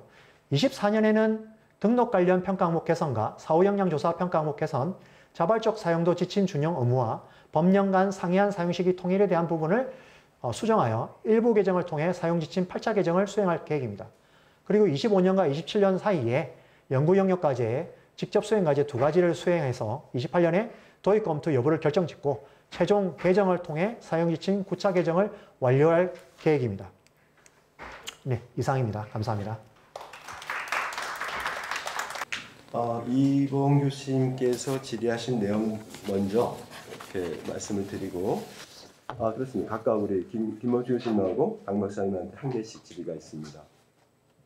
먼저 김범주 교수님한테 녹조 제거를 위한 수출 해제 처리에 있어서 연사께서는 원인 물질 제거를 위해 알루미늄 염 사용을 주로 언급하셨는데 실험실 수준이 아니라 실제 댐이나 호수 또는 저수지 내의 녹조 제거에 알루미늄 염을 어느 정도 넣어야 하며 실제 응집되어 가라앉은 것은 2차적으로 환경적, 생태적 문제는 없는지 견해를 알려주시면 감사하겠습니다. 라는 질의였고요. 그 다음에 질의 2는 이제 우리 강 박사님한테 질의인데 요거는 굳이 답변 안 하셔도 될 것 같은, 그렇지만 이제 질문 드려야 되는데 연사께서는 조류 제거에 대한 많은 방안들과 제도 소개 및 개선 방안들을 모색 검토하셨는데 특히 현장에서 조류 제거의 가장 경제적이고 효과적인 방법이라고 소개하신다면 어떤 것인지 말씀해 줄 수 있습니까? 그거는 이제 조금 뭐 특정 회사와 관련된 사안도 있을 것 같고 해서 뭐 답변하셔도 좋고 답변 안 하셔도 좋을 것 같습니다. 그럼 먼저 김범주 교수님 좀 답변 좀 부탁드릴까요? 예, 수철이제 넣는 그 양은 일반적으로 한 30mg/L 그 양으로, 그리고 알루미늄 농도만으로 하면 5mg 알루미늄/L 이 정도면은 충분한 양입니다. 예, 그런데 미국에서 아까 말씀드렸듯이 다량 넣는 경우가 있거든요. 최대량을. 그것은 세디멘트를 많이 탭핑해서 오래 효과를 보기 위해서 하는데 우리나라 같은 경우는 보통 한 정수장에서도 한 30ppm 이 정도 넣고 그 정도면 충분히 제거가 됩니다. 그 다음에 침전물의 영향이 없느냐고 질문이 있었는데 침전물의 영향은 없습니다. 이 알루미늄은 지구상의 8%가 알루미늄입니다. 그래서 이미 토양 중에 알루미늄이 굉장히 많기 때문에 그렇게 미량 넣어가지고 위에 조금 더 쌓여도 전혀 해가 없습니다. 그래서 세디멘트의 유해 중금속 기준을 보면은 알루미늄은 없습니다. 많아도 해가 없기 때문에 아예 기준 자체가 규제 대상이 아니라는 거죠. 네. 일단 5mg/L니까 그걸 호수 용량으로 따져서 환산해 볼 수가 있겠네요. 근데 이제 호수가 상당히 컸을 때 이제 비용을 이제 지리자께서 말씀하시는 것 같은데, 뭐 소양호 정도면 어마어마한 수준이 될 수도 있겠습니다만, 그거에서 상대적으로 비용은 그렇게 크지 않은 걸로 이해를 하면 될 것 같은 생각이 듭니다. 상대적으로. 침전물 관련돼서는 이미 발표 자료에서도 말씀해 주셨던 것 같고 있습니다. 그 다음에 강 박사님 그 관련해서 답변해 주시겠어요? 네, 그 어떤 물질이 가장 경제적이고 좋은가라는 부분은 사실 저희들은 엄격하게 기준에 의해 가지고 조리제거 효과가 입증되었고 단기적으로 독성이 없는 물질들만 등록이 된 거죠. 그러다 보니까 저희들은 말씀드릴 수 있는 부분이 등록된 물질들은 어떤 물질들이든지 사용하면 효과를 볼 수 있다고 말씀드릴 수 있습니다. 다만 물론 이제 그 사용하는 환경 조건들이 여러 가지겠죠. 하천이냐 아니면은 호소냐, 또 아니면 작은 규모냐 큰 규모냐 아니면 수심이 깊냐 아니냐 여러 가지 환경 조건에 따라 가지고 적합한 조리제거 물질은 각각 다 성격이 다릅니다. 그래서 어떤 물질이 좋다 나쁘다라고 명확하게 말씀드리기는 어렵다라고 말씀드리겠습니다. 네. 가장 경제적이고 좋으냐 하는 것을 저도 궁금해서 미국에 갈 때마다 이제 그 연구자들한테 물어봅니다. 근데 그 사람들이 대답하는 건 전부 알루미늄 설페이트가 가장 효과적이고 경제적이라고 그래요. 1톤당 처리 비용이 10원 이내로 들거든요. 제가 실험한 결과는 한 5원 정도밖에 안 듭니다. 예, 그래서 웬만한 저수지에서 뭐 1년에 몇억 원, 그 유역에서 비정오염 저감을 위해서 쓰는 돈에 비하면 아마 그 돈의 10분의 1, 100분의 1밖에 안 되는 그런 돈일 거고요. 다른 것들은 톤당 보통 몇백 원이 들어갑니다. 알럼은 톤당 10원 이내로 되는데 다른 그 제품들도 제가 또 검토를 해봤는데 굉장히 비싸서 보통 효과는 다 있지만 란탄을 쓰는 경우도 있고 또 PAC 알럼만 아니고 황산염이 아니고 염산염을 쓰는 것도 있는데 염산염은 또 황산염에 비해서 값이 한 2배 정도 됩니다. 그래서 우리는 PAC를 많이 쓰는데 왜 미국에서 알럼을 쓰느냐 그랬더니 값이 반밖에 안 돼서 그렇게 쓴다. 그렇게 얘기를 하더라고요. 네, 김범철 교수님께서 추가적으로 좀 명쾌하게 답변해 주신 것 같고요. 다음에는 이제 우리 참여하신 토론자분도 순서대로 진행하도록 하겠습니다. 우리 김 부장님 먼저. 예. 오늘 춘천 국제 물포럼에 초대를 해주셔서 우선 감사드리고요. 앞서 이제 발표하신 분들 이제 발제 내용을 이제 미리 한번 읽어보면서 저도 이제 많이 이제 좀 고민을 해봤는데 올해 이제 제가 이제 농업용 저수지에 이제 수질 관리 담당자로 이제 제가 이제 부임을 해서 연초 시작과 함께 상당히 이제 많은 이제 현장에서의 다이나믹한 어떤 수질의 어떤 변화가 있었습니다. 아시다시피 이제 폭염이 이제 유례없는 폭염이 이어지면서 녹조뿐만 아니라 다양한 이제 이 수질 오염이라든지 이런 현상들이 일어나고 있었는데요.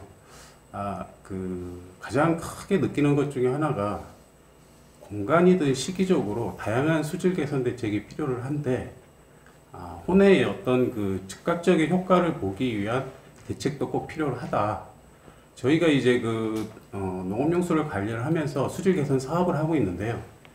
설계를 하고 시공을 하고 준공을 하고 시험 운영까지 하게 되면 통상 4년에서 한 6년 정도가 걸립니다.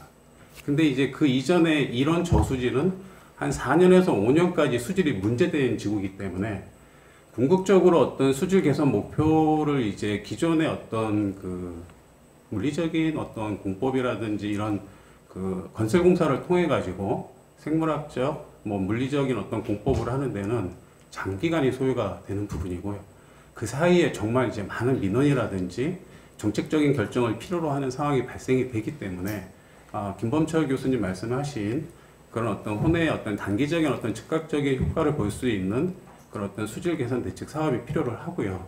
근데 강 박사님 말씀하셨던 것처럼 수처리제냐, 조류제거 물질이냐, 참 이제 모호한 경계에 저희가 있는 것 같습니다.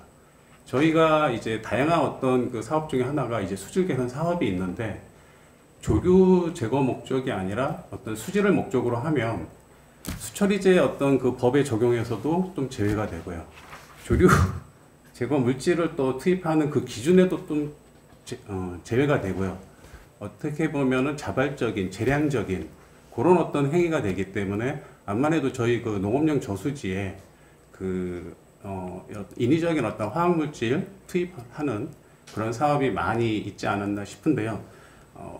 결론을 한번 말씀을 드리고 제가 이제 생각하는 부분을 말씀을 드리면은 즉시적인 효과는 정말 있었습니다. 하지만 지적하신 대로 지속성에 있는 부분에서는 상당히 좀 문제가 있었고요. 또 가격적인 어떤 비용적인 측면에서도 참 언급하기 어려울 정도로 상당한 편차가 있기는 있습니다. 근데 이제 분명히 이제 효과는 있지만 저희가 이제 공공 수역을 관리를 하는 수면 관리자로서 앞서서도 이제 말씀을 드렸지만 규정이나 제도를 저희는 꼭 따라야 되고 준수를 해야 되는데 조류 목적으로서 조류 제거 물질을 쓸 때는 정말 준용을 해가지고 철저히 따릅니다.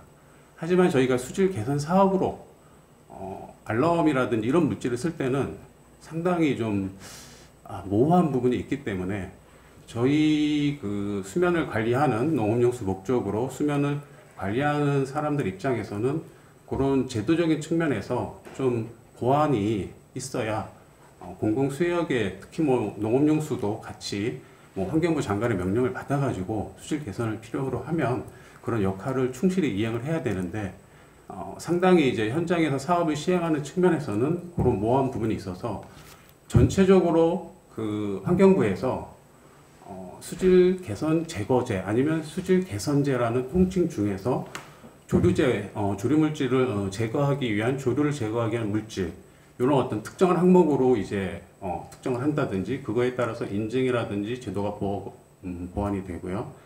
그 다음에 뭐 중금속이라든지 아니면 다른 이제 뭐 유기물질이라든지 이런 것도 이제 어떻게 보면 좀 체계라든지 구분이 명확하게 좀 보완이 돼야 되지 않을까 하는 부분을 이제 먼저 말씀을 드리겠습니다.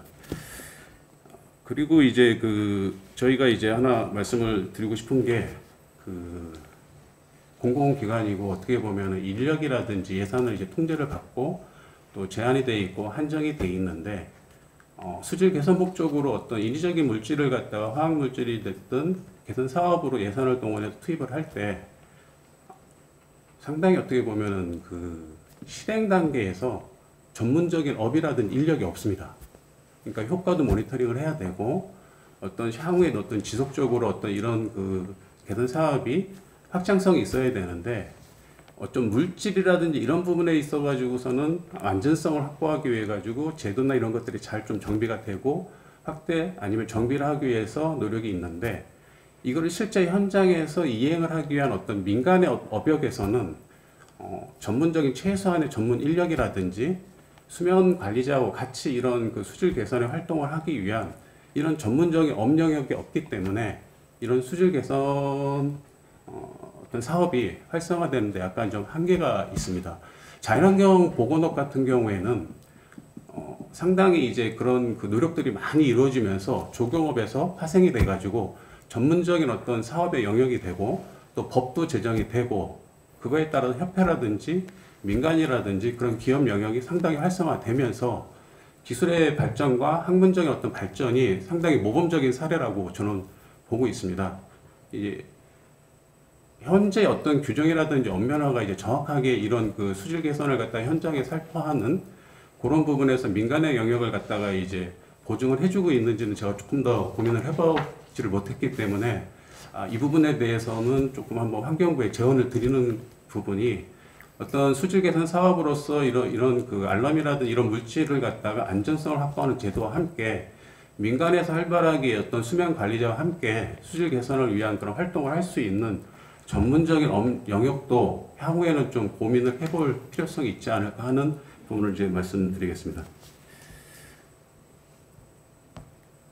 그리고 이제 이거는 그 강 박사님한테 제가 이제 하나 이제 제도 개선 중에 하나로 이거 좀 질문을 하고 싶어가지고요. 제가 이 업무를 처음 담당을 하면서 이게 그 조류 제거 물질을 갖다가 등록을 하는 경우에는 그 공공수역에 이제 수면 관리자가 등록 신청을 하게 돼 있더라고요.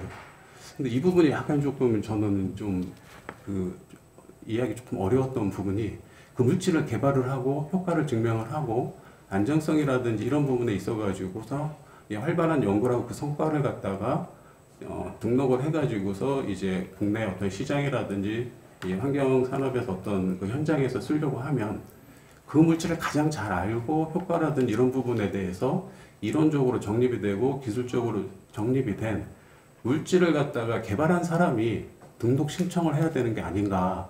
근데 이제 모든 제도 개선의 어떤 과거의 이력을 보게 되면은 요 등록 신청하는 자격자 부분에서 약간 그 개발하는 사람들의 어떤 그런 어떤 그 주관적인 주체적인 활동 부분은 조금 언급이 안 돼 있기 때문에 아예 특정을 해가지고 신청하는 사람을 바꾸는 게 아니라 공공수역 이제 수면을 관리하는 사람 또는 이렇게 이제 그 조류 제거 물질을 갖다가 개발한 사람이 그 다 같이 이제 신청을 할 수 있는 누구나 또는으로 이렇게 해가지고 그런 부분들 조금 고려가 필요하지 않을까 하는 부분들을 말씀을 드리겠습니다. 그리고 그 어떤 제도라든지 이런 게 현장에서 적용을 하기 위해서는 항상 그 규정하고 지침하고 범위 내에서 그걸 이행을 해야 되는데 상당히 이제 현장에서 모호한 상황이 많이 발생을 합니다. 그리고 즉각적인 어떤 규정 이내에서 어떤 기준이라든지 제도권에서 정한 사항 이외에 어떤 우발적인 상황이 발생을 하기 때문에 긴급을 필요한다든지 이런 어떤 예외 규정들은 항상 그 제도나 어떤 지침을 개정을 하시면서 조금 그런 어떤 특수한 단서 조항 그런 조건들도 좀 필요하지 않을까 하는 부분에 대해서 좀 제언을 드리면서 제 생각을 이렇게 좀 두서없이 마무리하겠습니다. 감사합니다. 김 부장님이 두서 있게 잘 말씀해 주신 것 같습니다. 이렇게 하시죠. 뭐 개별 토론은 이제 시간이 좀 걸릴 것 같아가지고 일단 토론자분들 전부 그 의견만 들어보고 그 다음에 답변으로 들어가도록 하겠습니다. 그럼 우리 김 차장님.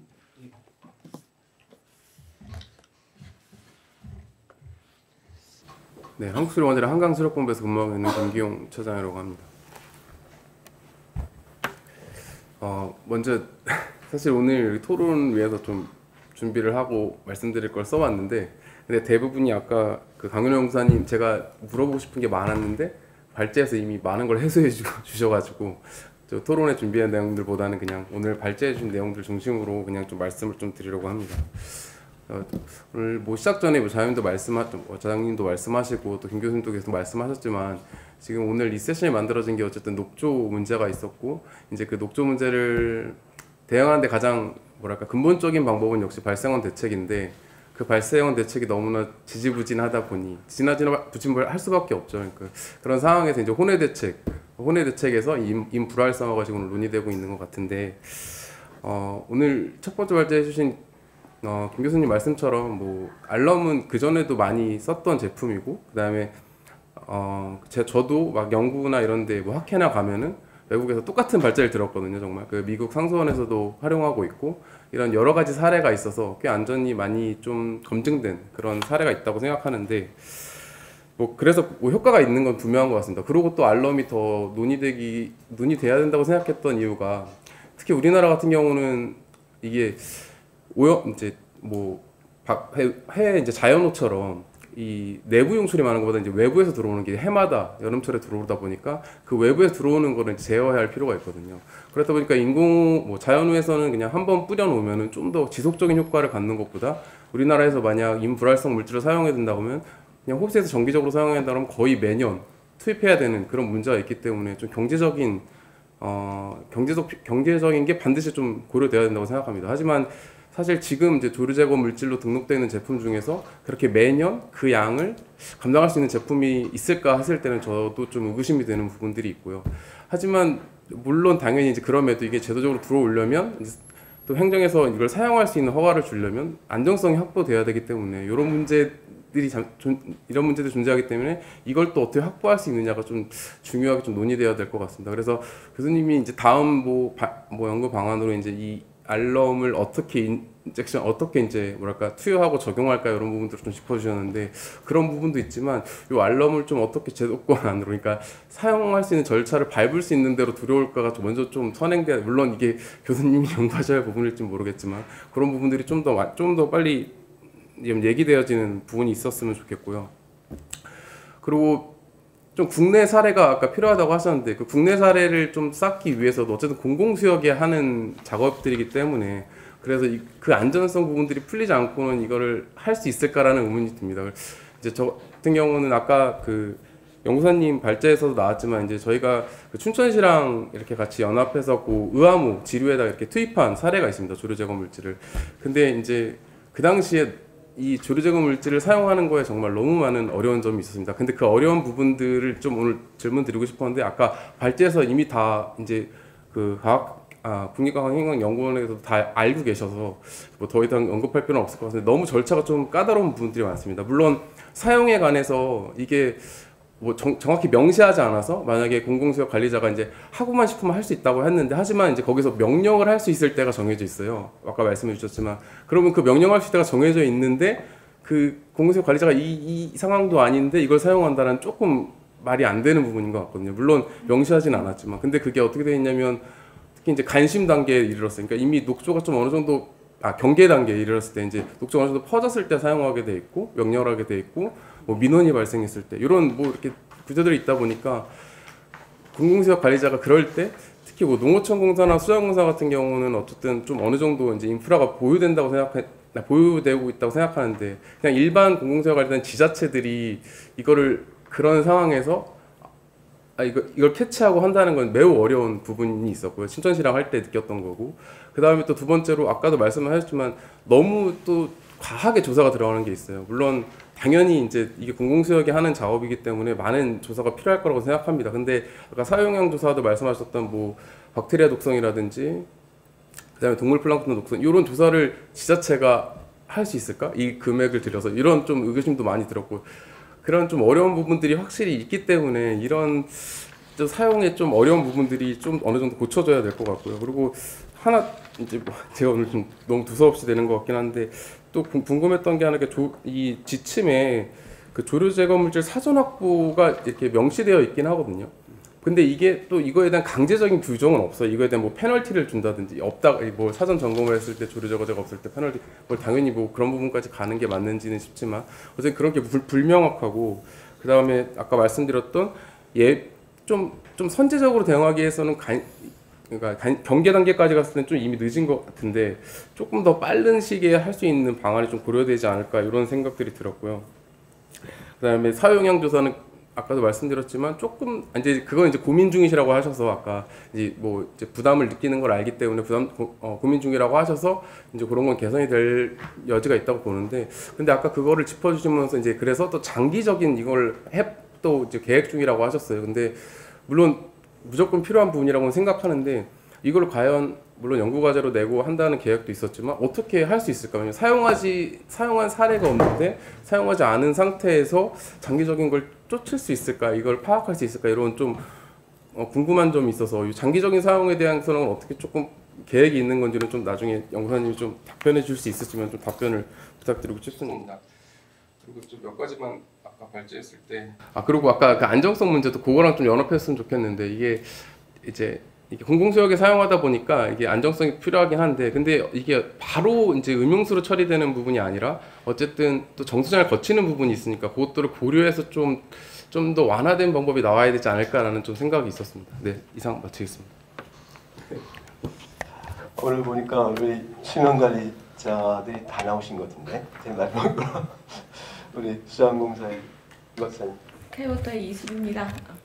일단 먼저 이 시간에 사무실에 있을 시간인데 이렇게 춘천까지 초청해 주셔서 매우 감사드리고요.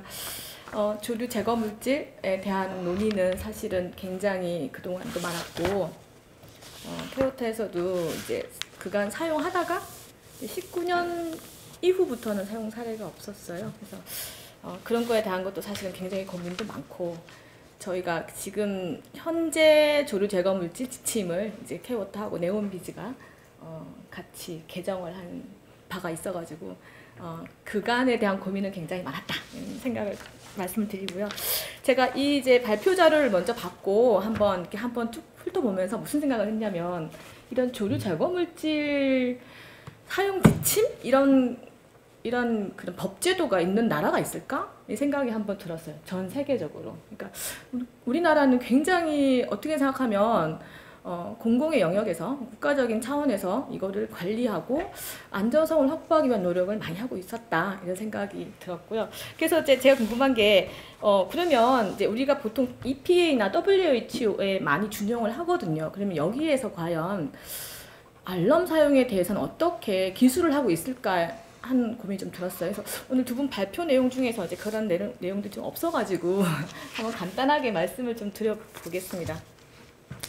EPA의 자료를 봤거든요. 이제 거기에 보면은 이제 관리라는 부분에 예방적 조치, 사전에 하는 거죠. 프로액티브, 그다음에 매니지먼트, 컨트롤 두 가지에서 이제 알롬에 대한 언급이 있더라고요.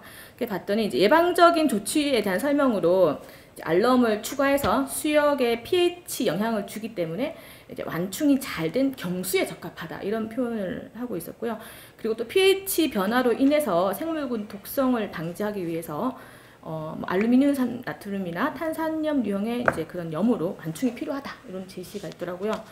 그리고 이제 그게 이제 뭐 사용하는 거에 대한 거가 있었고 제가 이제 여기서 이제 언급하고 싶은 것만 좀 말씀을 드리도록 하겠습니다. 또 조치, 그러니까 컨트롤, 그러니까 들어왔을 때 사전이 아니고 이제 물속에 수역에 이미 인이 들어와 있을 때 이때는 조류가 들어와 있을 때는 이제 세포가 손상 없이 응집된다고는 합니다. 하지만 추가 연구가 필요하다. 답변 이게 남겨놨어요. 퀘스천 남겨놨고요. 수심에 대한 제한이 있다. 분명히 있고 응집된 세포는 시간이 지남에 따라 스트레스를 받고 용해되어서 수역의 독소를 방출할 수도 있다라고 이제 언급을 하고 있더라고요. 그리고 또 뭐라고 했냐면 이 두 가지 방법, 프로액티브 방법과 컨트롤 방법에 대해서 EPA는 그 어떠한 조치에 대해서도 지지하지 않는다. 이런 면책정을 딱 달아놨더라고요. 한 발 딱 나온 거죠. 이런 생각이 들었고요.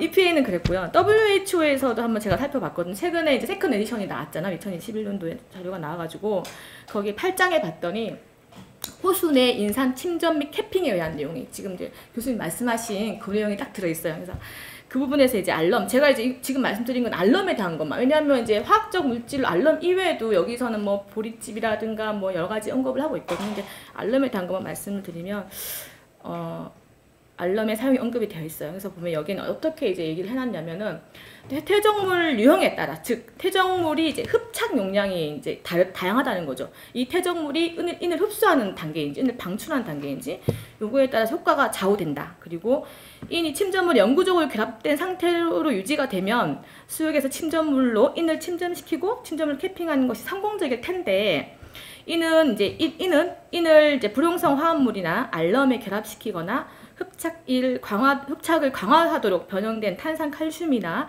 점토 입자에 흡착시켜서 수용해야 된다. 그리고 또한 이제 이런 거는 이제 개별 수역의 어떤 이제 침전물 화학이라든가 수문학에 대한 포괄적인 이해를 바탕으로 신중하게 설계가 되어야 된다. 이렇게 딱 제시를 하고 있더라고요. 그리고 또 그래서 성공적인 지속성 우리가 계속 의문을 가지잖아요. 지속적인 성공을 위해 전제 조건으로 뭐가 있냐면 외부에 들어오는 인 농도가 낮아야 된다. 낮은 외부의 인 로딩, 그 다음에 산화 환경에 환환에 민감한 화합물로 캐핑하는 경우에는 바닥층에 충분한 산소가 공급이 돼야 되고 퇴적물 재부유를 방지하기 위한 충분한 깊이, 그 다음에 응집제로 사용되는 인 흡착 재료 적절한 선택, 다양하니까요. 요거가 필요하다라고 했고요.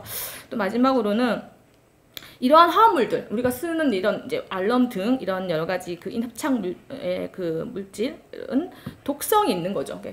동물 플랑크톤에 대한 영향까지 어느 정도 바람직하지 않은 부작용이 있다. 이렇게 언급이 되어 있어서 좀 사용 시 주의해야 된다고 언급이 되고 있고 되고 가능성을 평가하기 위한 체크리스트도 이렇게 나와 있더라고요. 그래서 간단하게만 이제 말씀을 드리면 체크리스트에 보면은 이제 퇴적물인 결합 용량이 되었는가, 다음 퇴적물에서 방출할 수 있는 양이 얼마인가, 외부의 그 인부하 로딩은 평가되었는가, 다음에 성층화 중에서 퇴적물 산소 소비량이 평가되었는가, 캐핑을 위해서는 어떤 물질을 쓰는가, 그 다음에 화합물에 적합한 그 현지 규제 승인이 있는가, 수역에 적용 가능한가, 부작용이 있는가, 있다면 어느 정도인가, 다음에 추가 이해 관계자가 참여하여서 결정을 내렸는가, 그리고 그거에 대한 수용 가능성은 어느 정도인가, 이렇게 굉장히 철저하게 이 화학물질을 사용하는 데 있어가지고 여러의 그 이해관계자들이 모여서 논의도 하고 장기적인 거를 검토를 한다, 이런 생각이 들었어요. 그래서 이런 부분도 우리가 좀 고려를 해야 되지 않을까라는 생각을 이제 좀 하게 되었고요. 그리고 교수님 발표 자료 중에서 제가 그 MALMS 요거에 대한 거를 이게 뭔가 궁금하기도 하고 해서 들어가 봤거든요. 그래서 여기에는 봤더니 이제 미국의 그 레이크 매니지먼트 소사이어티라고 그래가지고 우리나라 이제 학회처럼 그런 건데, 여기가 전문적인 이제 이런 걸 논의하는 그런 기관이기도 했지만 협회 이런 거이고 파트너십이더라고요. 그래서 어떤 파트너십? 시민이 들어가 있어요. 시민, 그 다음에 과학자, 그 다음에 전문가 간의 파트너십이고, 그러니까 여러 이해관계자가 같이 이렇게 있다는 거죠. 그리고 이거는 또 여기에서도 이제 언급된 내용은 이제 pH를 허용 범위 내 알럼 사용은 허용 범위 내를 꼭 해야 되고, 수행 성물에 대한 독성 우려를 해소해야 되고, 그다음에 미국에서는 이제 독성 문제 1회 제기되었다라고 이렇게 제시가 되어 있고요. 그리고 또 명확하게 알럼 사용에 대한 포지셔닝을 이제 하고 있더라고요. 알럼은 안전하다, 효과적인 호수 관리 도구이다. 그리고 그렇지만 그다음 수생생물의 독성물을 피하도록 설계가 꼭 돼야 된다. 그리고 세 번째가 제가 눈에 띄게 받는 부분인데요. 유역의 호수 관리는 호수를 보호하고 관리는 필수적인 유역 관리는 필수적이다. 유역의 인 감소가 적절하지 않거나 그다음에 시기 적절하지 않은 경우 알럼은 의미 있는 수질 목표 달성한 적합한 도구다. 이 말은 뭐냐면 제가 이제 받아들이기로는 수역의 인 감소, 그러니까 들어오는 인 로딩이 에 대한 노력을 감소하기 위한 노력을 많이 해야 되지 않을까 이 생각이 더 필요하지 않을까 생각을 하게 되었거든요. 그래서 요거 말씀을 좀 드리고 싶었고요. 그래서 연달아서 이제 제 생각을 좀 말씀을 드리면 이제 오픈 수계잖아요. 우리가 지금 쓰고 이제 공공 수역이든 뭐 농업용 저수지든 등등 공업 이제 오픈된 수계이다 보니까 이런 이제 막힌 수계 정수장은 좀 다르거든요. 정수장은 물이 들어와서 이제 만들어지고 나가고 거기에 침전지에 퇴적이 되죠. 근데 그거를 슬러지 컬렉터로 다 제거를 해서 별도 처리설을 거쳐서 방류수 안전하게 이렇게 나가는 닫힌 수계다 보니까 정수장하고는 좀 다르고 정수장에서 물론 정수에 대한 음용수에 대한 관리도 명확히 하고 있고 그래서 다르기 때문에 좀 더 신중하게 좀 접근을 해야 되는 거는 좀 고민을 해야 되는 부분이지 않을까 이렇게 생각이 들었고요. 그리고 이제 녹조 저감 누력 부분에 있어가지고는 사실은 이제 우리가 지금 이제 사실은 화학적 처리도 많이 필요한 부분이 있어요. 근데 우리 지금 법상으로는 대발생인 경우에만 쓸 수 있거든요. 그래서 사실은 그런 부분에 대해서도 이제 우리 공공 영역에서는 이제 쓰기가 좀 이제 그런 법제도 하에서도 좀 어려운 부분이 있을 수도 있다는 말씀드리겠고요. 그리고 녹조 저감 부분이 있어가지고는 지금 현재 저희가 하고 있는 거는 이제 스컴은 이제 제거를 하죠. 그리고 차단막 같은 거 해서 이제 우리 먹는 물에 대한 안전을 확보를 하거든요. 그래서 배제하는 식으로 해서 하고 있다 보니까 그래서 제가 오늘 다른 세션에도 들었지만 이제 우리 댐법을 만들어서 상류에 그 오염원 저감 사업을 할 수 있게 우리가 법제도가 만들어졌거든요. 그래서 외부 부하를 좀 줄이는 물환경 개선 사업이라든가 상류 오염원 저감 사업을 지속적으로 할 수 있게끔 예산 투자라든가 그런 좀 확대를 하는 그런 방향이 추진이 돼야 되지 않을까 이런 생각을 좀 많이 하게 되고요. 그리고 아까 말씀드린 것처럼 이제 교수님 말씀하신 NALMS에서도 유역의 감소가 적절하지 않거나 이런 부분, 그러니까 우리가 비저오염 관리가 사실은 굉장히 힘이 들지만 비저오염 관리를 위해서 그다음에 들어오는 인로딩을 줄이기 위한 노력을 그건 많이 했었냐는 생각은 사실은 아직까지는 퀘스천이거든요. 그래서 그런 부분에 대해서도 좀 더 적극적인 투자를 했으면 좋겠다 이런 생각이 들었습니다. 조류 제거 물질 제도의 부분에 대해서 말씀을 드리면 사실은 이제 효과성, 안전성, 경제성, 사용 편의성 다 고려돼야 되거든요. 사용하는 사람 입장에서는. 그래서 그간에서 이제 안전성 부분에 대한 이슈를 계속 지속적으로 제기가 됐기 때문에 많이 강화했어요. 그래서 뭐 퇴적물에 대한 독성, 잔류 우려 때문에 뭐 단강류에 대한 부분도 포함이 되고, 그래서 우리나라는 사실은 안전성 그리고 어느 세계 나라에도 없는 이런 조류 제거 물질 지침회를 이제 관리하고 있으면서 안전성을 확보하고 노력을 하고 있습니다. 그렇지만 이제 이거를 쓰려고 하는 현장에서 딱 봤을 때는 여러 가지 문제가 너무 많은 거예요. 안전한지 환경단체들에 대한 이슈 제기, 그 다음에 지속성, 효과 부분, 매년 넣을 수는 없는 문제고 이런 거가 있기 때문에 그러면 랩과 그 다음에 현장에서 이 중간에 어떻게 이걸 해결할 것인가거든요. 이 부분에 있어가지고. 그래서 현장에서 적용할 때는 아무리 그 랩에서 평가하는 방법을 가지고 현장에 딱 갔을 때는 맞지가 않아요. 이거를 증명을 못하는 거예요, 현장에서는. 그래서 이런 부분 어떻게 할 것인가, 그 현장에서 그 효과를 어떻게 담보할 것인가, 그런 부분은 이제 고민이 되지만 거기에 대한 제안은 사실은 아까 강 박사님 발표에 일부 들어있을 수도 있는데 실증이든 아니면 파일럿 스케일이든 그 현장과 그 다음에 랩의 중간을 이어지는 어떤 부분에 있어가지고 이거를 좀 컨트롤하거나 좀 장기적인 효과도 볼 수 있고 하는 그런 시설들, 그러니까 뭔가 좀 제도적으로 만들어졌으면 좋겠다 이런 생각이 듭니다. 그래서 그런 부분이 하나 말씀드리겠고, 마지막으로 이거 하나 말씀드리면, 제가 이번에 이제 발표는 안 했지만 이제 그가 많이 고민했던 부분이라 가지고 자료조사를 되게 오랫동안 많이 해봤거든요. 하면서 느낀 점은 뭐였냐면은 공통적으로 이제 제가 정수영 교수님이 이제 어디 학교에서 발표하시면서 말씀하신 부분도 있거든요. 솔리튜드 레이크 매니지먼트. 이것도 이제 미국의 이제 메인주에 대한 사례인데, 이제 이거를 이렇게 딱 보니까 이게 이제 어느 하나의 영역, 뭐 업체 그 개발하는 그 개발 그 사적인 그런 영역과 공공의 영역이 따로 가서는 안 될 것 같다는 생각이 들고요. 그래서 이게 이제 협업 내지는 같이 뭔가를 가야 된다는 그런 생각이 드는데 이제 협업 부분, 그러니까 협업 부분이죠. 그다음에 사후 관리 부분인데 협업 부분에서는 아까 말씀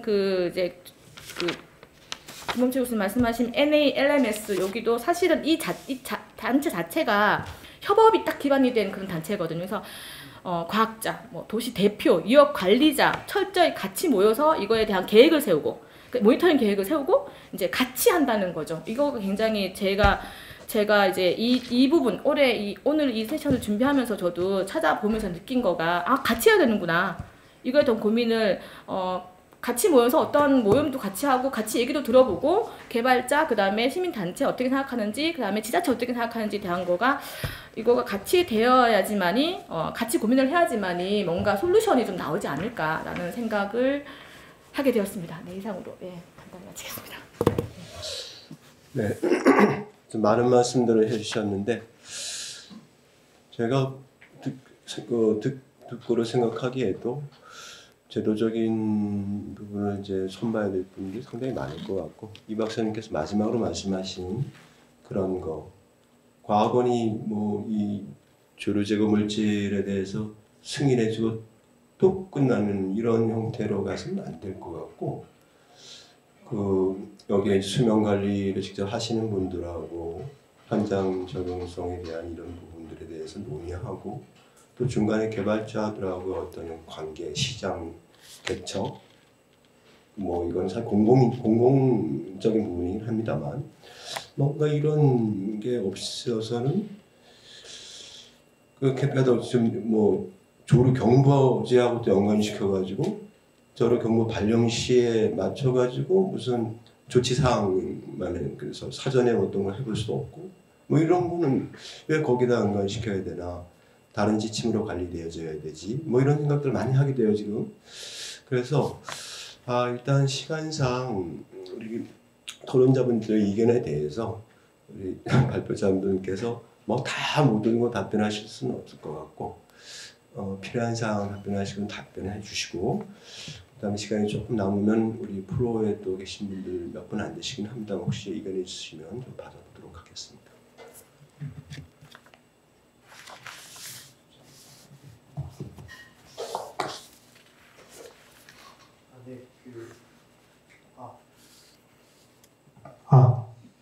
네, 우선 김 원장 부장님께서 말씀하셨던 내용 중에서 지금 생산자, 그러니까 생산자가 직접 지금은 이제 수변 관리자가 신청하게 돼 있죠. 이게 과거에도 좀 한번 얘기가 나왔던 부분입니다. 근데 이게 지금 법상의 유의미를 따져서 제도를 운영해 나갈 것이냐, 아니면 행정 절차를 생산자가 직접 할 수 있게끔 해서 가업원이 직접 할 수 있게, 아니면 환경시험을 통해서 좀 간소화시키면서 생산자가 주체가 되어서 이렇게 등록 절차를 할 거냐라는 부분, 이 두 가지는 논의가 한번 된 적이 있습니다. 근데 이제 왜 지금처럼 사용기간이 주체가 돼서 하느냐라고 하냐면은 사용기간 자체는 이제 권리와 의무를 가지고 있죠. 공공수역에 대한 그런 부분인데 관련 상위 법률에 아까 물환경보전법에 명시된 역할에 보면은 총괄기관과 공공수역 관리자 역할이 중추가 된다라고 법령에 나와 있던 부분이 있었습니다. 그 부분에 따라서 그러면 그 법에 의해서 지침이 만들어지고 운영되고 있다 보니까 이런 합리성을 따라갈 거냐, 또는 이제 아까 행정 절차를 간소화해서 좀 활성화시켜서 좀 이게 생산자가 직접 쉽게 등록할 수 있게끔 해가지고 간소화시키면 좀 낫지 않겠냐라는 두 가지가 있었는데, 근데 두 번째 간소화시킨다는 개념으로 갔더니 이게 뭐가 문제였냐면은 이게 과거에 우리가 가습기 살균제 사건이 있었는데 그게 단지 가습기 살균제를 단순한 제품으로 봤던 적이 있었습니다. 그러다 보니까 이렇게 되는 인식은 매우 위험하다. 그래서 생산자가 직접 하는 거는 어차피 자기들이 공공수역에 살포할 수 있는 권한도 없고 의무가 없기 때문에 그거는 좀 아니다라고 판단을 내렸던 부분이 있고요. 아까 말씀드렸던 상위 법률에서 명시되어 있는 주체의 역할이 분명히 있습니다. 그러다 보니까 그 역할을 따라서 지침도 그대로 가는 부분이 있죠. 그래서 약간 불편한 부분이 있는 거는 뭐 그 정도 말씀을 드릴 수 있고요. 다음에 이제 김기용 차장님께서 말씀하셨던 것 중에 사전 확보 항목이 있는데요. 그거 밑에 그 세부 조항은 없어졌잖아요. 그래서 사실은 그거는 사전 확보 안 해도 됩니다. 그리고 아까 죄송합니다. 김 원장 그 부장님께서 말씀하신 것 중에 긴급할 때는 긴급 사용에 대한 어떤 단서점이 있으면 좋겠다라고 하셨잖아요. 요건 좀 생각해서 제가 건의드릴 수 있으면 한번 고민해 보겠습니다. 사용 시기 통일에 대한 이제 부분은 지금 이제 그렇게 노력하고 있는 부분이고, 조류 제거 물질의 장기적 효과와 안전성은 어떻게 할 건지에 대한 부분이 있었잖아요. 저희들 그러니까 각 조류 제거 물질을 등록한 그곳에서 하는 게 아니고요. 저희 가학원에서 지금 장기 한 4년 정도 장기 효과를 보려고 하고 있습니다. 지금 메조코점 5톤 이상, 3톤 이상의 메조코점과 실제 현장에서, 그래서 지금 등록된 물질들, 그다음에 유망업체에서 생산되고 있는 물질들을 대상으로 장기적 효과와 안전성을 평가하고 그걸 이제 사용 설명서로 우리가 만들겠다는 거죠. 그래서 그거는 따로 부담이 안 될 겁니다. 생산자 측에서는. 네, 그리고 마지막에 이수수 박사님께서 말씀하셨던 거는 실험실과 현장에 갈 때 증명 실증화를 한번 해야 되지 않느냐, 실용화 실증화가 필요하다라는 부분은 저도 공감하는 부분입니다. 그 부분. 그래서 지금 우리 제도는 실험실 효과만으로 모든 걸 승인해주고 있어요. 아까 말씀했던 중에서 가승인 제도라는 게 있었는데 실험실 효과를 일단 먼저 가승인해주고 그 효과만으로 그건 다음에 현장에서 사용했을 때 우리가 최종 승인해주자라는 건데요. 이 부분은 뭐 여러 기관들, 환경부 내 이제 소속 산하기관들이 참여해가지고 발전시켜 나갈 수 있는 부분이라고 저는 알고 있기 때문에 그렇게 발전시켜 나가면 되겠습니다. 제가 될 것 같습니다. 네, 저는 이 정도 말씀드리겠습니다. 네, 저도 조금 질문을 좀 더 추가하고 싶은데요. 그 처리제로 등록된 물질들은 이미 그 안전성이라든가 이런 걸 다 검사를 했잖아요. 다 그 평가가 되고 그런 용어하고 조류 제거 물질을 어떤 회사에서 새로 만들었을 때 그 어떤 차이가 없는지 수처리제로 이미 검증이 다 된 것도 사용자가 사용할 때마다 이거 어떤 식이냐면요. 예를 들면은 내가 위장약을 먹는데 위장약이 안전하다고 밝혀져서 그걸 팔고 있어서 사 먹는데 사 먹는 사람이 먹을 때마다 안전성을 확인해서 먹어야 된다. 이런 이상한 논리가 되거든요. 같은 물질을 같은 회사 걸 쓰는데도. 그리고 예를 들어서 알럼이 PAC가 지금 등록은 되는데 알럼은 왜 등록은 안 되는지 그것도 궁금하고요. 그 알럼 PAC도 삼구화학이라는 데서 물론 제일 많이 만들지만 삼구화학 외에 다른 회사가 만들면 어떻게 되는지, 또는 삼구화학에서 만든 동일한 이 PAC를 이 사람이 쓸 때 저 사람이 쓸 때마다 다 이렇게 안전성에 대한 이런 절차가 다 돼야 되느냐, 뭐 이런 게 좀 궁금합니다.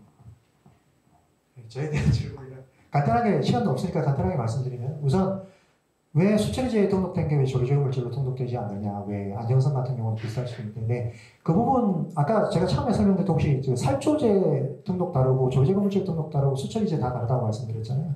각 그 목적에 따라서 해야 될, 수행해야 되고 검증해야 될 부분들이 좀 다른 면도 있습니다만, 근데 이제 우리나라는 그렇게 분할시켜 놨습니다. 물론 이제 외국의 사례는 뭐 EPA 같은 경우는 미국 농약관리법에 따라 가지고 아예 모든 것을 다 거기서 다 해요.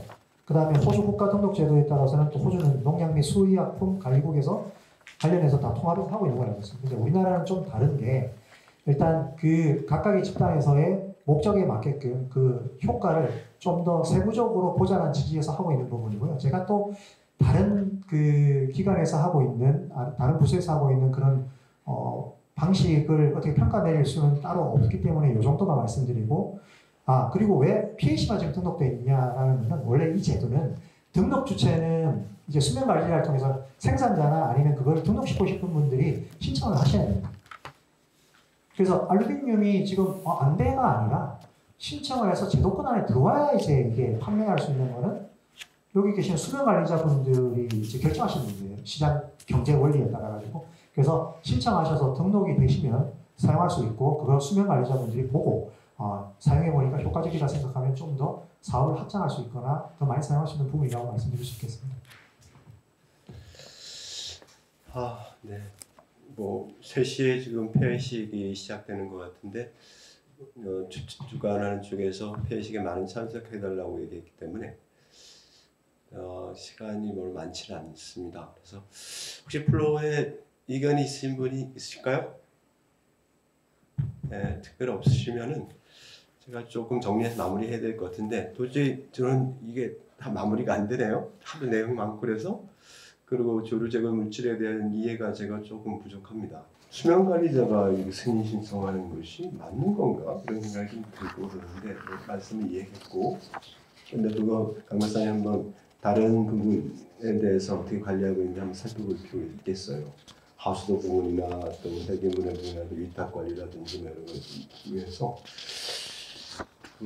다른 인증 절차 이런 것들도 살펴봐가지고 합리적으로 또 좀 더 빠르게 가는 게 좀 좋지 않나는 생각이 들고, 그다음에 아까 발표하시면서 우리 김원주 교수님께서 이런 관리 대상 첫 번째로 꼽은 게 좀 도암댐을 말씀하셨는데, 지금 국가물관리위원회 제가 개혁분과위원장에 있다 보니까 국가적 현안 사안 등을 이렇게 논의가 많이 되고 있고, 그 중에 대표적으로 도암댐 문제가 있는데 몇십 년 동안 저렇게 방치된 상태에서, 그래서 현장에 또 이렇게 가서 보고 그랬습니다. 근데 보니까 거기에도 이제 이런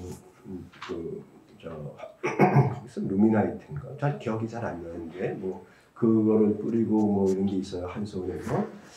근데 그런 부분에 대해서 효과가 분명히 있을 텐데도 불구하고, 아니면 다른 물질 쓰더라도 그게 이제 지역 자치단체가 이해관계가 꼬이고 불신의 이런 부분 때문에 해결이 안 되는 부분들이 많이 있고, 그런데 그런 경우에 이런 생각을 해보는 거예요. 국립과학원 같은 이런 승인 기관에서 그런 것들을 좀 보증해 준다든지, 그래서 어떻게라도 만들어져 있는 걸 좀 잘 국가적으로 활용할 수 있는 방안들을 뚫어줘야 되는데, 그런 걸 적극적으로 좀 기관에서 했을 수는 없는 건가.